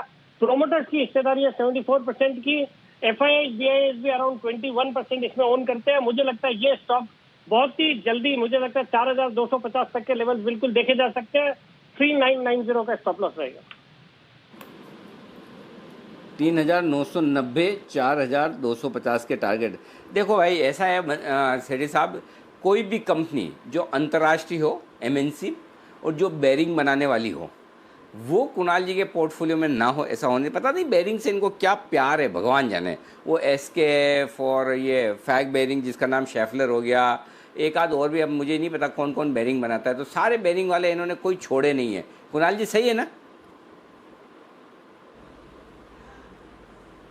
अरे जी बिल्कुल बिल्कुल अनिल जी, ये शेफलर इंडिया देखिए मेरे फेवरेट स्टॉक्स में से एक है अनिल जी, कई बार हमने चर्चा भी की है, और ये पहले फैग बेरिंग होता था अनिल जी, उस समय से मेरे पोर्टफोलियो में है। इसका तो अनिल जी मैं पलट के दाम भी बहुत ही कम देखता हूँ, सिर्फ महीने में एक बार इसका चार्ट देखता हूँ, बहुत ही बेहतरीन चार्ट है, और पूरी तरह सेठी साहब के साथ हूँ। जिनके पास भी निवेश है मेरी तरह होल्ड करें और ऊपर के लेवल्स लेंगे अनिल जी। ये सब मोनोपोली बिजनेसेस हैं, इस तरह की टेक्नोलॉजी केवल 2-3 कंपनियों के पास दुनिया में है, तो ये कंपनियां कहीं जाने वाली नहीं है, हर गिरावट पे बाय करना चाहिए।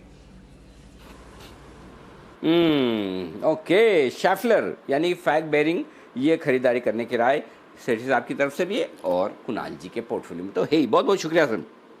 आइए सुमित जी तैयार है अपने सुपरहिट शेयर के साथ।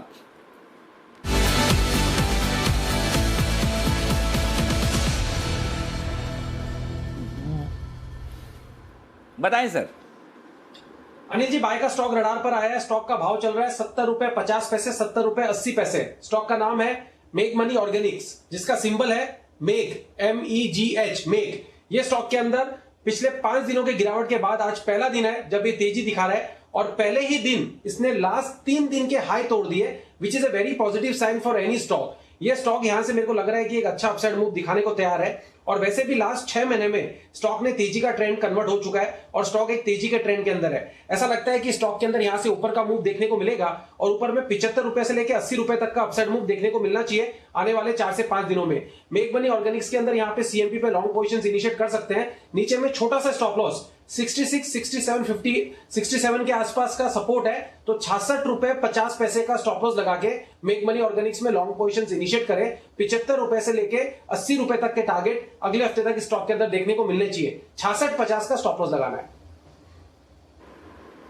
ओके, 66, 50, 67 का स्टॉप लॉस लगाइए। 75 से 80 के टारगेट के लिए मेग मनी ऑर्गेनिक्स इसका नाम है, और अगर टारगेट हासिल हो जाए, 80 रुपए पहुंच जाए, तो सुमित जी इसका नाम बदल दीजिएगा आप, मेग मनी से मेक मनी, पैसा बनाएं, मेग मनी से मेक मनी कर दीजिएगा, ये नाम ज़्यादा सुटेबल रहेगा आपके लिए। तो देखिए 65, 75 और 80 के टारगेट के करनी खरीदारी। लेकिन इस बीच मैं एक चीज़ और आपको बताना चाहता हूँ, आज अभी जो रिकमेंड किया ओरिएंट रिफ्रैक्टरीज, जो स्टॉक सेठी साहब ने रिकमेंड किया, वो आज सुबह ही वरुण ने जो आज ट्रेडर्स डायरी वाला शो, आज उनका पहला शो था जी बिजनेस पर, और पहले ही शो में ट्रेडर्स डायरी में वरुण ने रिकमेंड किया था इन्वेस्टमेंट के लिहाज से ओरिएंट रिफ्रैक्टरीज। देखिए वो स्टॉक कमाल करता हुआ दिख रहा है, 6% ऊपर है। और थोड़े दिन पहले जैन साहब ने भी इसे रिकमेंड किया था। जैन साहब ने भी यहाँ पर लगभग 150-60 के आसपास, मुझे एग्जैक्ट याद नहीं, लेकिन जैन साहब का भी रिकमेंडेशन था। जैन साहब जरा आप भी इस पर रोशनी डाल दीजिए ओरिएंट रिफ्रैक्टरीज पे। और उससे पहले एक और स्टॉक पे मैं आपसे राय लेना चाहता था, लेकिन आप कहीं गायब हो गए, आपसे बात ही नहीं हुई। अब मैं तो स्टॉक का नाम भी भूल गया, कौन सा था अब मेरे को याद भी नहीं आ रहा। लेकिन हाँ, TCI एक्सप्रेस, हाँ TCI एक्सप्रेस एक और स्टॉक था जो आपकी रिकमेंडेशन में, वो आज वाकई में एक्सप्रेस स्पीड से चल रहा है। तो ये इस पे भी राय दीजिए और ओरिएंट पे भी राय दीजिए।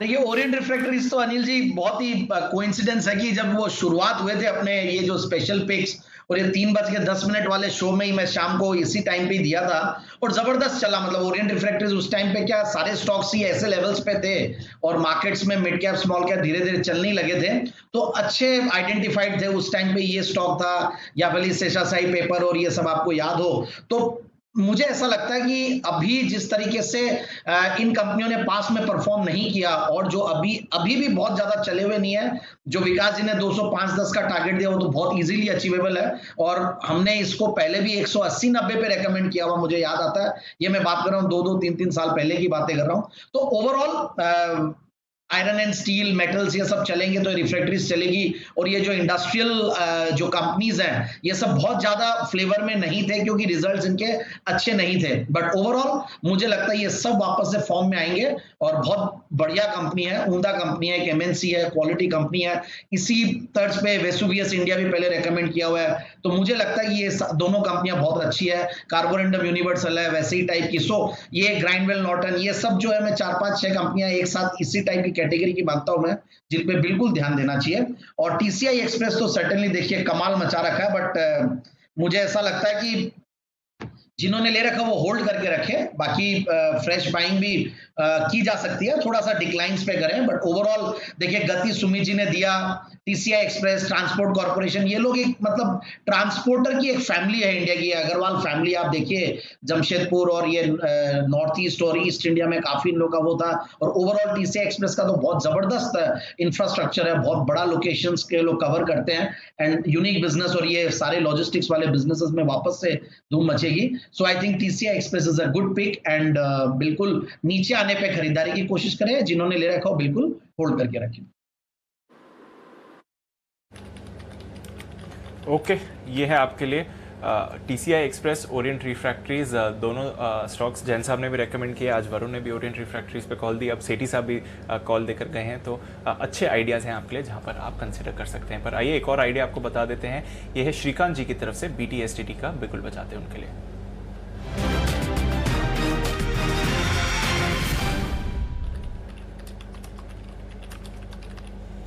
बताएं सर। बिल्कुल, देखिए टेक्नोलॉजी स्टॉक्स में भी अभी हमने एक्शन देखी है, और धीरे धीरे करते करते टेक्नोलॉजी स्टॉक्स में मुझे लगता है कि जो उसके जो बेस्ट परफॉर्मिंग स्टॉक्स है, जैसे कि टेक महिंद्रा है, इन्फोसिस है, यहाँ पे हमें और एक बार तेजी की एक घड़ी देखने को मिल सकती है। तो करंट लेवल से टेक महिंद्रा को बाय करके चल सकते हैं। 750 के करीब ये ट्रेड कर रहा है, और ये 740 735 के ऊपर काफ़ी अच्छी तरीके से कंसोलिडेट हो रहा है। तो 1 या 2 दिन के व्यू से इसे बाय करके चलें। वेरी काफ़ी नज़दीक का स्टॉप लॉस है, नियर बाय का स्टॉप लॉस है 740 रुपये का हम स्टॉप लॉस रखेंगे, और 770 और 790 ये 2 टारगेट्स के लिए इसे लॉन्ग करके चलेंगे। इन्फोसिस, श्रीकांत जी, इन्फोसिस 700 की जगह 970 990 कर दें? नहीं, टेक महिंद्रा का कॉल है, और इन्फोसिस सर 930। अच्छा, टेक महिंद्रा बोल रहे हैं, मुझे लगा इन्फोसिस बोल रहे हैं। नहीं, टेक महिंद्रा है। इन्फोसिस भी काफी फिर तो अच्छा, ठीक है, फिर तो एकदम बराबर है, स्ट्रॉन्ग कैंडिडेट। यस, हाँ जी, और बोलिए सर। लगे हाथ मैं ये भी बोलूंगा कि टेक महिंद्रा तो अच्छा ही है, बढ़िया ही है, बट साथ ही साथ और एक पोजिशनल अगर व्यू लेना है यहाँ से एक नेक्स्ट 10-12 दिन के लिए, तो मुझे लगता है कि इन्फोसिस को भी लॉन्ग करके चल सकते हैं। यहाँ पे अगर आप देखेंगे तो फॉर्मेशन काफ़ी अच्छा बन रहा है, काफ़ी अच्छा एक स्मॉल उसने ट्रायंगल बनाया है, और काफ़ी सारे कंटिन्यूएशन पैटर्न्स हमें आज के दिन में मार्केट में देखने को मिल रहे हैं। जैसे एशियन पेंट्स ने अच्छा कंटिन्यूएशन फॉर्मेशन किया है, कल के दिन में रिलायंस इंडस्ट्रीज ने किया था। तो अभी मुझे लगता है कि इन्फोसिस की भी आने वाले दिनों में एक उसकी भी बारी आ सकती है, और ये स्टॉक भी आने वाले दिनों में मुझे लगता है कि 1050 या 1060 के लेवल्स को दिखा सकता है। तो करंट लेवल से बिल्कुल एशिया टेक महिंद्रा के साथ साथ हम इन्फोसिस को भी लॉन्ग करके चलेंगे।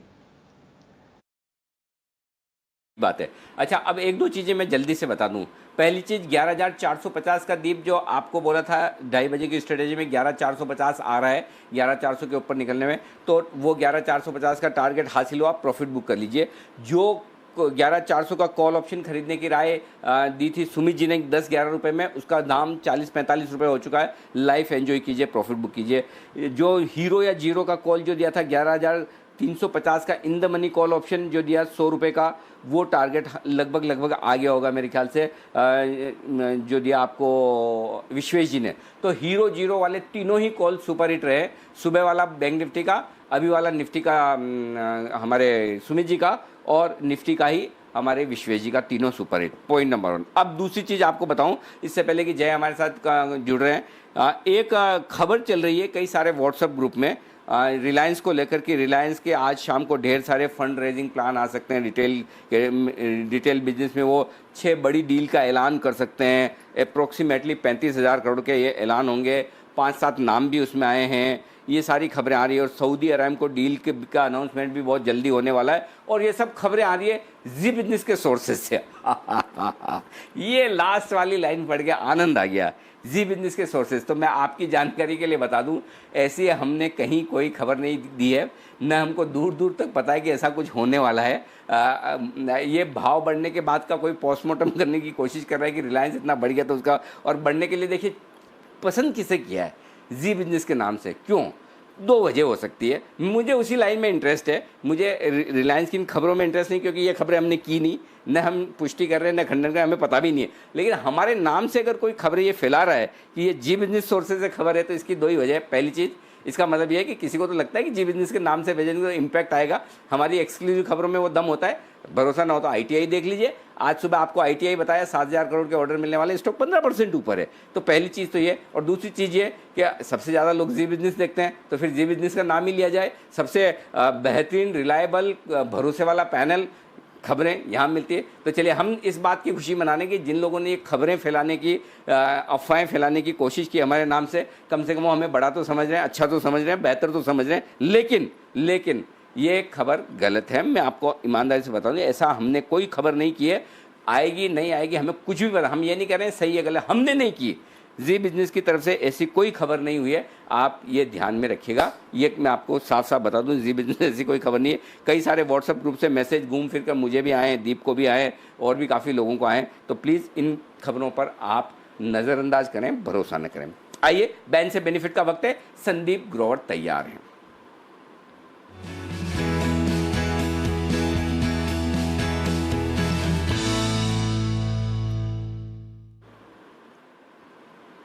जी संदीप बताएं, क्या है हालचाल? कोई स्टॉक, 7 स्टॉक है ना अभी बैन में? बिल्कुल सर, 7 स्टॉक हैं और 4 स्टॉक बने रहेंगे, और 4 स्टॉक हो सकता है कि नए भी शामिल होते हुए दिखे। ओके, तो नए वाले कौन से? सर जो बने रहेंगे पहले वो बता देता हूं आपको। BHEL 100% पोजीशन है यहाँ पे, JSPL, इंडियाबुल हाउसिंग और बैंक ऑफ बड़ौदा, ये 4 स्टॉक्स हैं जो कि 7 शेयरों की सूची में थे और ये अब भी बने रहेंगे। इनके बाहर निकलने की संभावना कम नजर आती है। जो 4 नए नाम आप पूछ रहे हैं उसमें पहला नाम है एस्कॉर्ट्स का, जहां पे आप मार्केट वाइड पोजीशन लिमिट देखें 99% है। अपोलो टायर्स में 97%। वेदांता, इसकी भी एंट्री हो सकती है, डे हाई के आसपास से स्टॉक ट्रेड कर रहा है, 96%, यहां पे भी पोजीशन बन चुकी है। और टाटा मोटर्स बिल्कुल एकदम आप देखिए रस्साकसी वाला लेवल है, 95% की पोजीशनिंग आपको यहां पे भी नजर आएगी। तो ये 4 ऐसे स्टॉक्स हैं जो कि आपको नई जो फ्रेश एंट्री है उसमें आते हुए दिखेंगे। जो 7 स्टॉक थे वो सूची बढ़कर 8 हो सकती है, और 3 नाम ऐसे हैं जो बाहर हो सकते हैं, क्योंकि 85% लिमिट के नीचे जब भी आ जाता है तो स्टॉक बाहर आ सकता है। तो संभावना ये है कि वोडाफोन जहां पे 83%, PNB जहां पे 82% और कैनरा बैंक 81%, ये 3 नाम ऐसे हैं जो कि FNO बैन की सूची से बाहर आ सकते हैं। ओके, तो 3 बाहर आने की संभावना और 4 अंदर जाने की संभावना, ये है आपके लिए बैन की लिस्ट। आइए अब वक्त है कैश का ऑप्शन लेने का जय ठक्कर के साथ।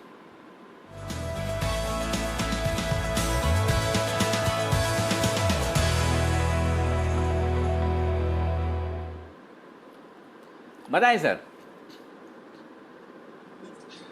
गुड आफ्टरनून अनिल जी। बैंक निफ्टी पर मैं इस टाइम चांस लेना चाहूंगा। इनफैक्ट मैं कहूंगा कि डेफिनेटली यहाँ पे इतना कुछ खास रिवर्सल नहीं है जितना निफ्टी में है, और हमने तो निफ्टी के सारे टारगेट्स अचीव हो रहे हैं कंटिन्यूसली। बट बैंक निफ्टी में मुझे लग रहा है अनिल जी के एक अप मूव आ सकता है, बिकॉज बैंकिंग स्टॉक्स को देखकर मुझे ऐसा लग रहा है कि शायद बैंक निफ्टी में एक अप मूव आए और एंड ये अप मूव के लिए हमें बाय करना है बैंक निफ्टी का नेक्स्ट वीकली सीरीज का 17 सितंबर का 22,700 का कॉल ऑप्शन 277 पे खरीदना है। 22,700 का कॉल ऑप्शन अनिल जी। इसमें पहला जो टारगेट रहेगा, मैं टारगेट्स बता देता हूँ। इसमें पहला टारगेट अनिल जी बनकर आ रहा है 374 का, दूसरा टारगेट बन रहा है 440 का। 374, 440 ये 2 टारगेट्स के लिए हमें 22,700 का कॉल ऑप्शन खरीदना है। इनफैक्ट आज के अगर स्पॉट के हाईज देखें तो करीब 700 से ही रिवर्स हुआ है, तो मुझे लगता है वो लेवल्स निकलेंगे, इसलिए वो बाय रेकमेंड कर रहा हूँ मैं। एंड इसमें हमें स्टॉप लॉस नीचे की ओर लगाना है करीब 142 का। थोड़ा स्टॉप लॉस दूर का दिया है, बट रीजन ये है कि बैंक निफ्टी में वोलेटिलिटी थोड़ी ज्यादा है, इसलिए थोड़ा दूर का स्टॉप लॉस दिया है। बैंक निफ्टी में मुझे ऐसा लग रहा है कि जो नेक्स्ट मूव आएगा वो बैंक निफ्टी को लगभग 22,850, 22,900 लेके जा सकता है, और वो लेवल्स अगर आते हैं तो हमारे टारगेट जो है बैंक निफ्टी के वो हासिल होने के चांसेस काफी ज्यादा है, इसलिए 22,700 का अनिल जी।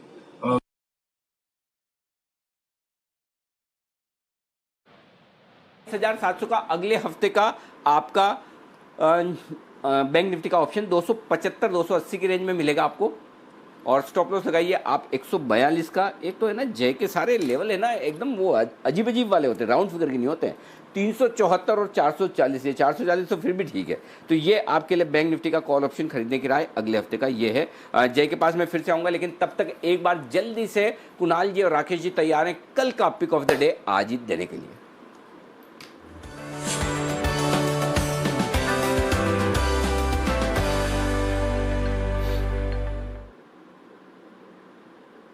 बताएं सर।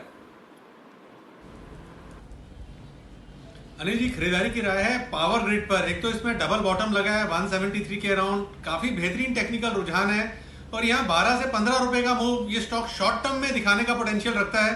कॉन्फिडेंस काफी हाई है। जो छोटे छोटे चार्ट कॉर्नर हम देते हैं, कई बार इंट्राडे के स्टॉप लॉसेस भी ट्रिगर होते हैं, तो उन सब छोटे छोटे लॉसेस की भरपाई करने का पोटेंशियल रखता है पावर ग्रिड। इसको मिस नहीं करना, मस्ट बाय है। ओवर टू कुणाल जी। अनिल जी देखिए, बहुत ही फेवरेबल रिस्क रिवॉर्ड यहां पर देखने को मिल रहा है। इस स्टॉक को अगर आप देखें अनिल जी तो बहुत ही लिमिटेड डाउनसाइड चार्ट पर नजर आ रही है और ऊपर की तरफ काफी बड़ा स्कोप है। तो मौजूदा स्तरों पर बाय करके चले। यहां पर 173 रुपए पर 173 पर एक स्टॉप लॉस रखना है। पहला टारगेट 185 रुपए का, दूसरा टारगेट 190 रुपए का। तो 185 190 के टारगेट के लिए पावर ग्रिड में हमारी खरीदारी की राय है। बहुत ही लिमिटेड यहां पर डाउनसाइड रिस्क दिखाई देता है। ओके, पावर ग्रिड पर नजर रखिए। एक कमबैक करता हुआ दिख रहा है स्टॉक, डेज हाई पर है, 1.5% ऊपर इस समय पर। डेज हाई पर आपको निफ्टी भी दिख रहा है, बैंक निफ्टी पर अच्छी रिकवरी है। सही समय है, जान लेते हैं अनिल जी की आखिरी फाइनल स्ट्रैटेजी क्या है आज की।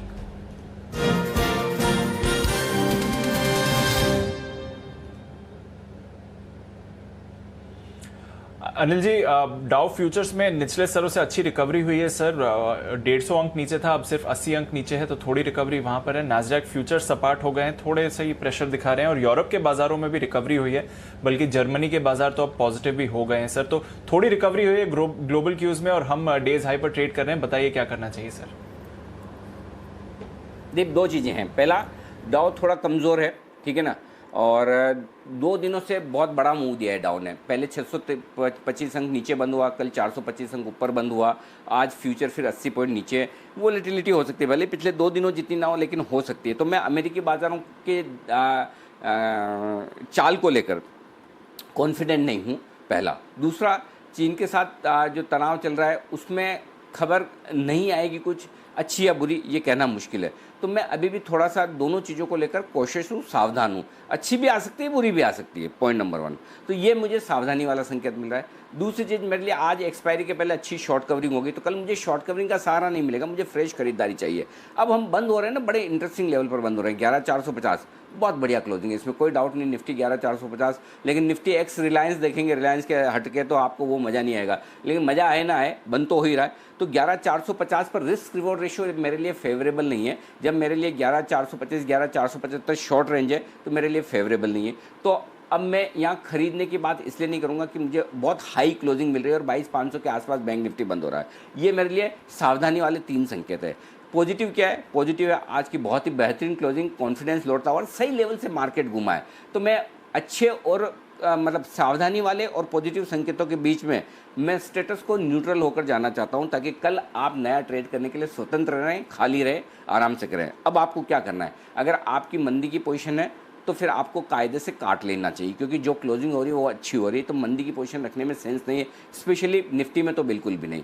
तेजी की पोजीशन है, आप चाहें तो बहुत अच्छी क्लोजिंग है, प्रॉफिट बुक कर लें, नहीं तो आप सामने पुट खरीद कर जाएं, थोड़ा नीचे का पुट ले लें। सब मसलन आपने 11,400 का पुट खरीद लिया या 11,350 300 का पुट ले लिया, बैंक निफ्टी पे 22,000 22,200 का एक पुट ले लिया, तो आपकी हेजिंग हो गई। मैं शॉर्ट करने की हिम्मत नहीं रखा जो क्लोजिंग है, और लॉन्ग करने का भी इस वक्त इस लेवल पर इरादा नहीं। तो न्यूट्रल।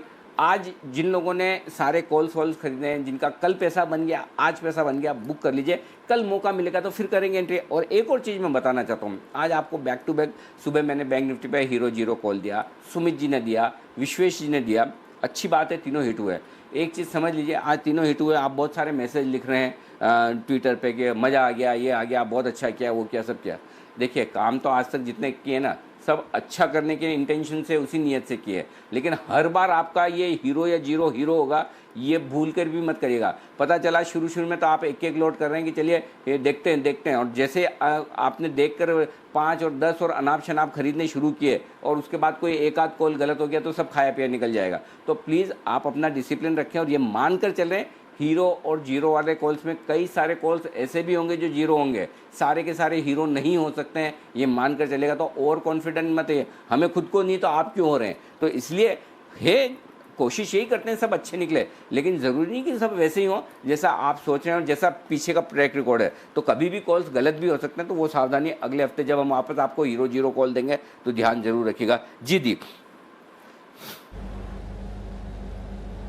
ओके, तो चाहिए तो मुनाफा बुक कर लीजिए, पोजीशंस क्लोज कर लें। अगर लॉन्ग्स हैं तो उसे हेज ज़रूर करिए पुट खरीद कर, शॉर्ट्स हैं तो वो भी आप क्लोज कर सकते हैं। तो पोजीशन क्लोज करना है, मुनाफा बुक करना बेटर स्ट्रैटेजी रहेगी, वरना हेज ज़रूर करिए इन लेवल्स पर। ये है अनिल जी की राय। एक और आइडिया बाकी है आपके लिए एक्सपर्ट्स की तरफ से। जय के एक जैकपॉट शेयर बाकी है, तो बिगुल बजाते हैं जय के लिए।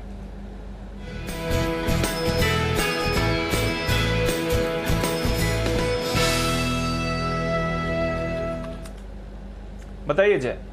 दीपांशु, एसीसी का 1360 का कॉल ऑप्शन अभी 34-35 के रेंज में मिल रहा है, 34-35, 1360 का कॉल, ये लेकर चलना है तुरंत। इसमें मैं कहूंगा स्टॉप लॉस हम मेंटेन करेंगे नीचे में 22 का। पहला जो टारगेट बनकर आ रहा है इसमें दीपांशु इनफैक्ट बनकर आ रहा है तो 42 का, बट हम थोड़ा एक्सटेंड कर लेते हैं इसको 4450, एंड दूसरा टारगेट जो बनकर आ रहा है वो 49 है। 4450 एंड 49 ये दो टारगेट के साथ एसीसी का 1360 का कॉल ऑप्शन 34-35 के रेंज में खरीदना है। 22 रुपए के आसपास का मैं कहूँगा स्टॉप लॉस खरीदने का कारण ये कि इसमें बहुत ही क्लियर डबल बॉटम पैटर्न जैसे ब्रेकआउट है। डबल बॉटम पैटर्न 60 पॉइंट का है, 1340 के ऊपर आ रहा है। 1400 से लेके 1420 तक के टारगेट हमें एसीसी में स्पॉट में नजर आएंगे।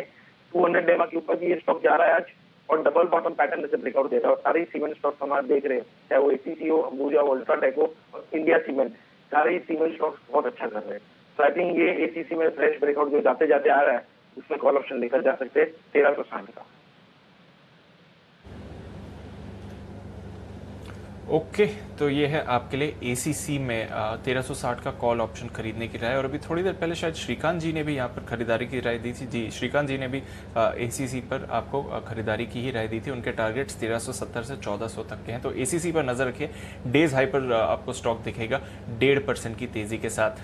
डेज हाई पर ही आपको निफ्टी भी दिख रहा है इस समय 180 पॉइंट ऊपर, तो वहां पर भी अच्छी मूव आ रही है। सुमित जी की तरफ से एक और कॉल तैयार है, बिगुल सुमित के सुपरहिट।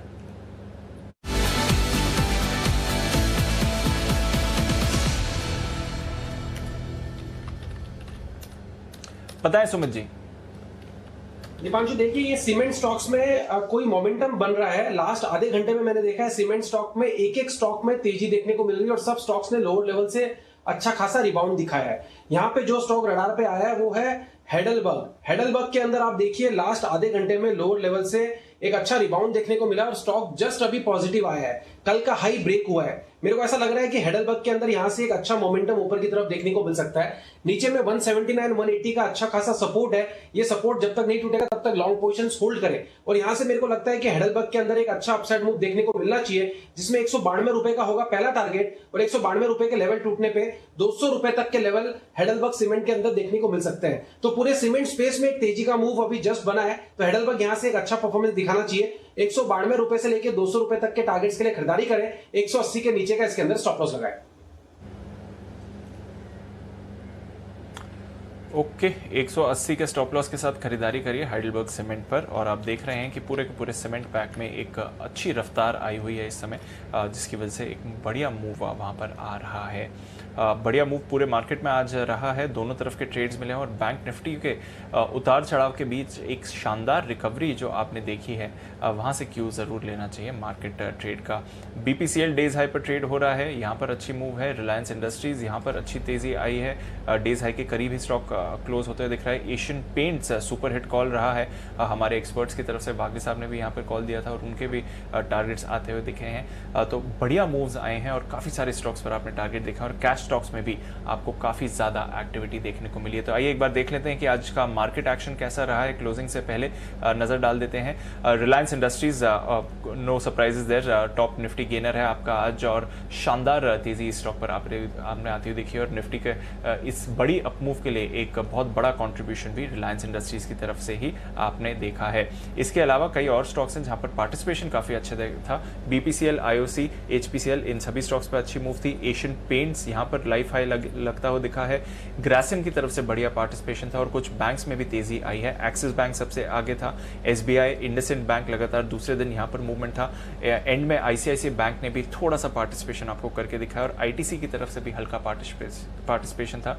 तो इन दिग्गज स्टॉक्स की वजह से भी मार्केट्स ऊपर गए हैं। इंश्योरेंस स्टॉक्स के लिए अच्छा दिन था। HDFC life, SBI life, ICICI Pru, यहाँ पर अच्छी तेजी आई। श्री सीमेंट और अल्ट्राटेक सीमेंट स्टॉक्स एंड निफ्टी के जो कंपोनेंट्स हैं वहाँ पर भी आपने बढ़िया मूव आते हुए देखा है। भारतीय इंफ्राटेल लगातार दूसरे दिन यहाँ पर मुनाफा वसूली। मेटल स्टॉक्स में आज तेज गिरावट थी। हिंडाल्को और टाटा स्टील स्पेशली पर वेदांता ने होल्ड आउट करा है और आज सुबह अनिल जी ने भी यहाँ पर आपको स्टॉक ऑफ द डे में खरीदारी की राय दी थी। टारगेट के करीब आता हुआ स्टॉक आपको दिखा है।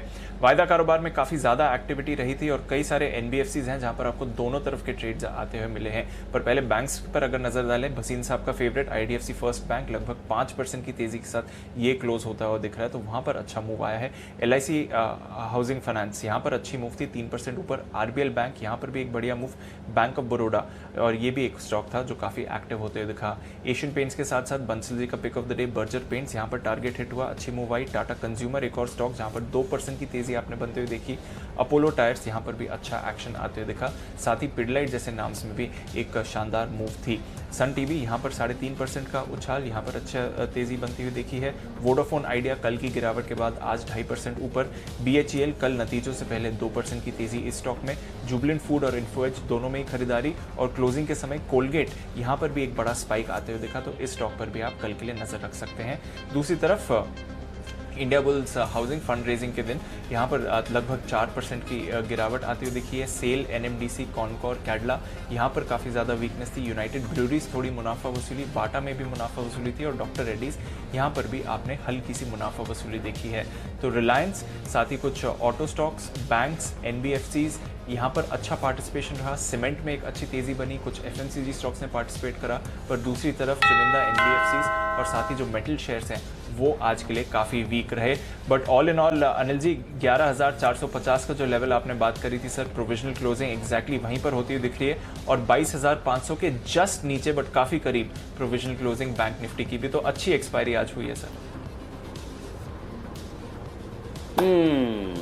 ठीक है। घंटे की मधुर आवाज़ इसलिए कि कल इस वक्त आपका मूड बिगड़ा हुआ था, पता नहीं क्या हो रहा है, मतलब स्पेशली 2-2:30 बजे तक। 2:30 बजे से जब बैंक निफ्टी में हमने बाय खोल दिया वहाँ से आपका मूड सुधरना शुरू हुआ और आज देखिए एकदम बढ़िया परफेक्ट मूड में, वो भी तब जबकि एक झटका लगा दिन में जोर से 22,700 के आसपास, 650 कितना आज का हाई क्या है, 1 मिनट रुको मैं बता दूं, 22,678 से आप 22,225 तक बैंक निफ्टी पर आए। 400 पॉइंट ऐसे गिर गए, मतलब जैसे पता ही नहीं चला, लेकिन उसके बावजूद मूड माहौल एकदम फर्स्ट क्लास परफेक्ट आपकी क्लोजिंग हुई है, तो क्या चाहिए और, तो बहुत बढ़िया। और हफ्ते की एक्सपायरी पर अच्छी क्लोजिंग हुई है, वो भी तब जबकि आपके लिए डाउ फ्यूचर्स 80-90 पॉइंट नीचे ट्रेड करते हुए दिख रहे हैं, तो कुल मिलाकर बहुत अच्छा हुआ। अच्छा बाय द वे, कल तो शुक्रवार है और मस्ती की पाठशाला का दिन भी है, तो मैं अनाउंस करने जा रहा हूँ मस्ती की पाठशाला का टॉपिक, ठीक है? उसके लिए थोड़ा सा इंतज़ार कीजिए और सब लोग आप अपने एक बार तैयारी रखें। मैं आपको अनाउंसमेंट करके आपको बताने जा रहा हूँ कि क्या टॉपिक, बड़ा इंटरेस्टिंग टॉपिक ढूंढा है आज मैंने।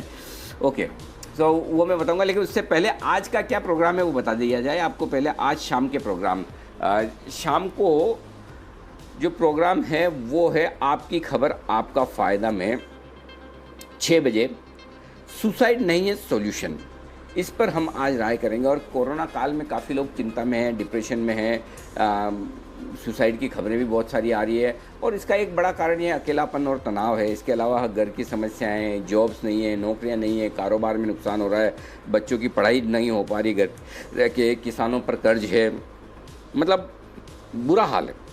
पूरी दुनिया में हर 40 सेकंड में एक आदमी सुसाइड करता है, ये आंकड़े हैं। आज वर्ल्ड सुसाइड प्रिवेंशन डे के मौके पर हम इस गंभीर समस्या पर बात करेंगे।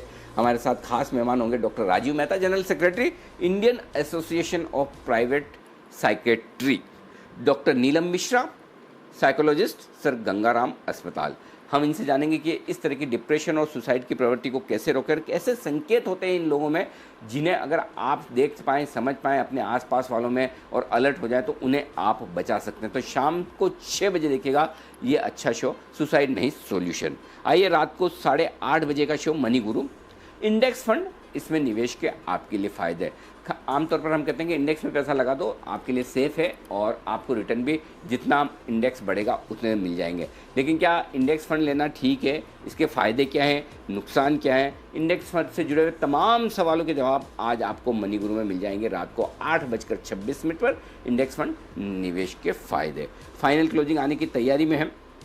उससे पहले आपको बता दूँ इस हफ्ते का, अच्छा एक चीज़ रहे, मैं पहले एक टॉपिक बताऊं इससे पहले ज़रा सबसे मुलाकात करें। जब भी बंसल जी से सपोज आप है ना समझो कोई चार्ट देख रहे हो, ठीक है, और आपको कोई स्टॉक रिकमेंड करना है और आप हमेशा कुणाल जी को तो पूछोगी, करेक्ट, कि कुणाल जी ये कैसा लग रहा है, वो कैसा लग रहा है।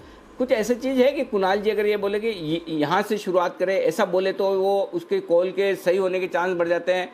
और पहले में कई बार बोलते हैं अरे जैसे पूछा अरे नहीं यार, तो वो ख़राब हो जाए।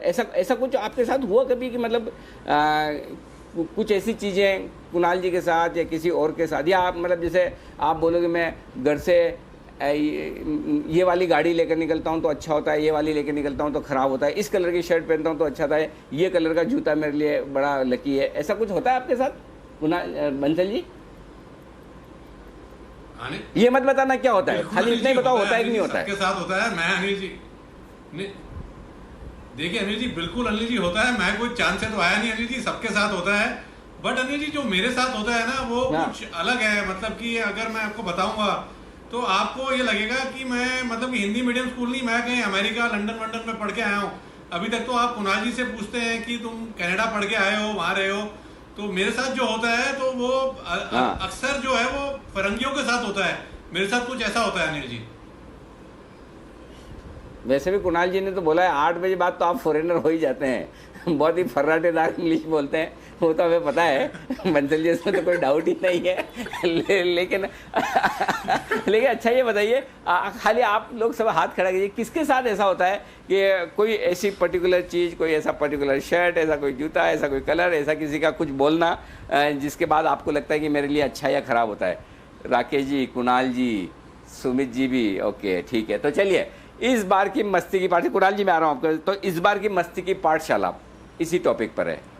क्या ऐसी कोई बात है जिसको लेकर आपको अंधविश्वास है, विश्वास भी कह सकते हैं, अंधविश्वास भी कह सकते हैं, जो आपको कहना है कहें, कि क्या कोई ऐसी चीज़ है मार्केट में या लाइफ में जिस बात पर आप करते हैं कि आज मैंने है ना ये काम कर लिया, आज मैंने ये घड़ी पहन ली, आज या मैंने इसको सुबह उठ के इसका मुंह देखा, या आज मैं मतलब ऐसा, तो जो भी हो, क्या ऐसी किसी बात पर आप अंधविश्वास करते हैं? और ऐसा देखिए, मेरी बात सुनिए, विश्वास या अंधविश्वास में बड़ी थिन लाइन है।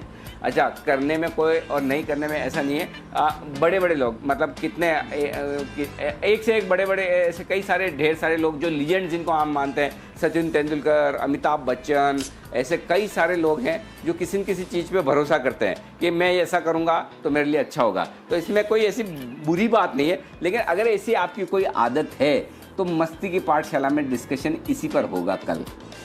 जैन साहब, कैसा लगा टॉपिक?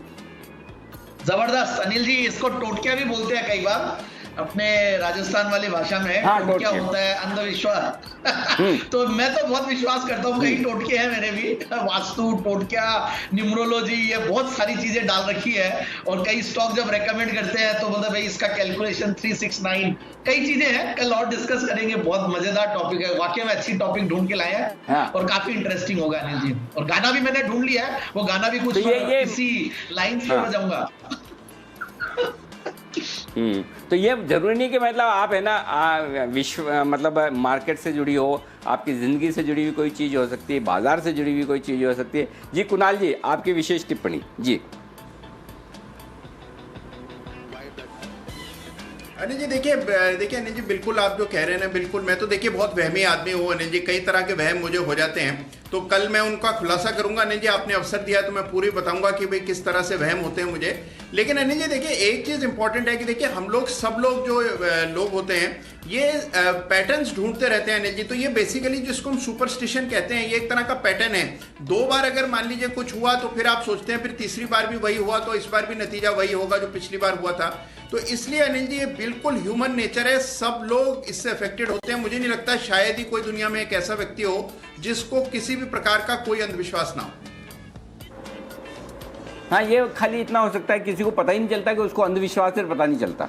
कुछ लोग उसको ऑब्जर्व कर लेते, समझ लेते हैं और मानते हैं कि भाई मैं ऐसा सोचता हूँ, और वो नहीं करते, लेकिन वो नहीं पता कि अंधविश्वास है। क्योंकि देखिए, अगर जैसे तेंदुलकर हैं, वो ग्राउंड में जाने के पहले ऊपर देखते हैं, करेक्ट। अब ऐसा तो है नहीं कि हर बार सेंचुरी बना के आते हैं, आउट तो हुए कई बार, वो भी 0 पे, या जल्दी हो गया आगो, लेकिन देखना तो बंद नहीं किया, करेक्ट। और ऐसा भी नहीं, आपकी जो आदत है उस आदत के हिसाब से आपने कोई काम किया या नहीं किया, उस बार हर बार 100% सक्सेस रेशियो।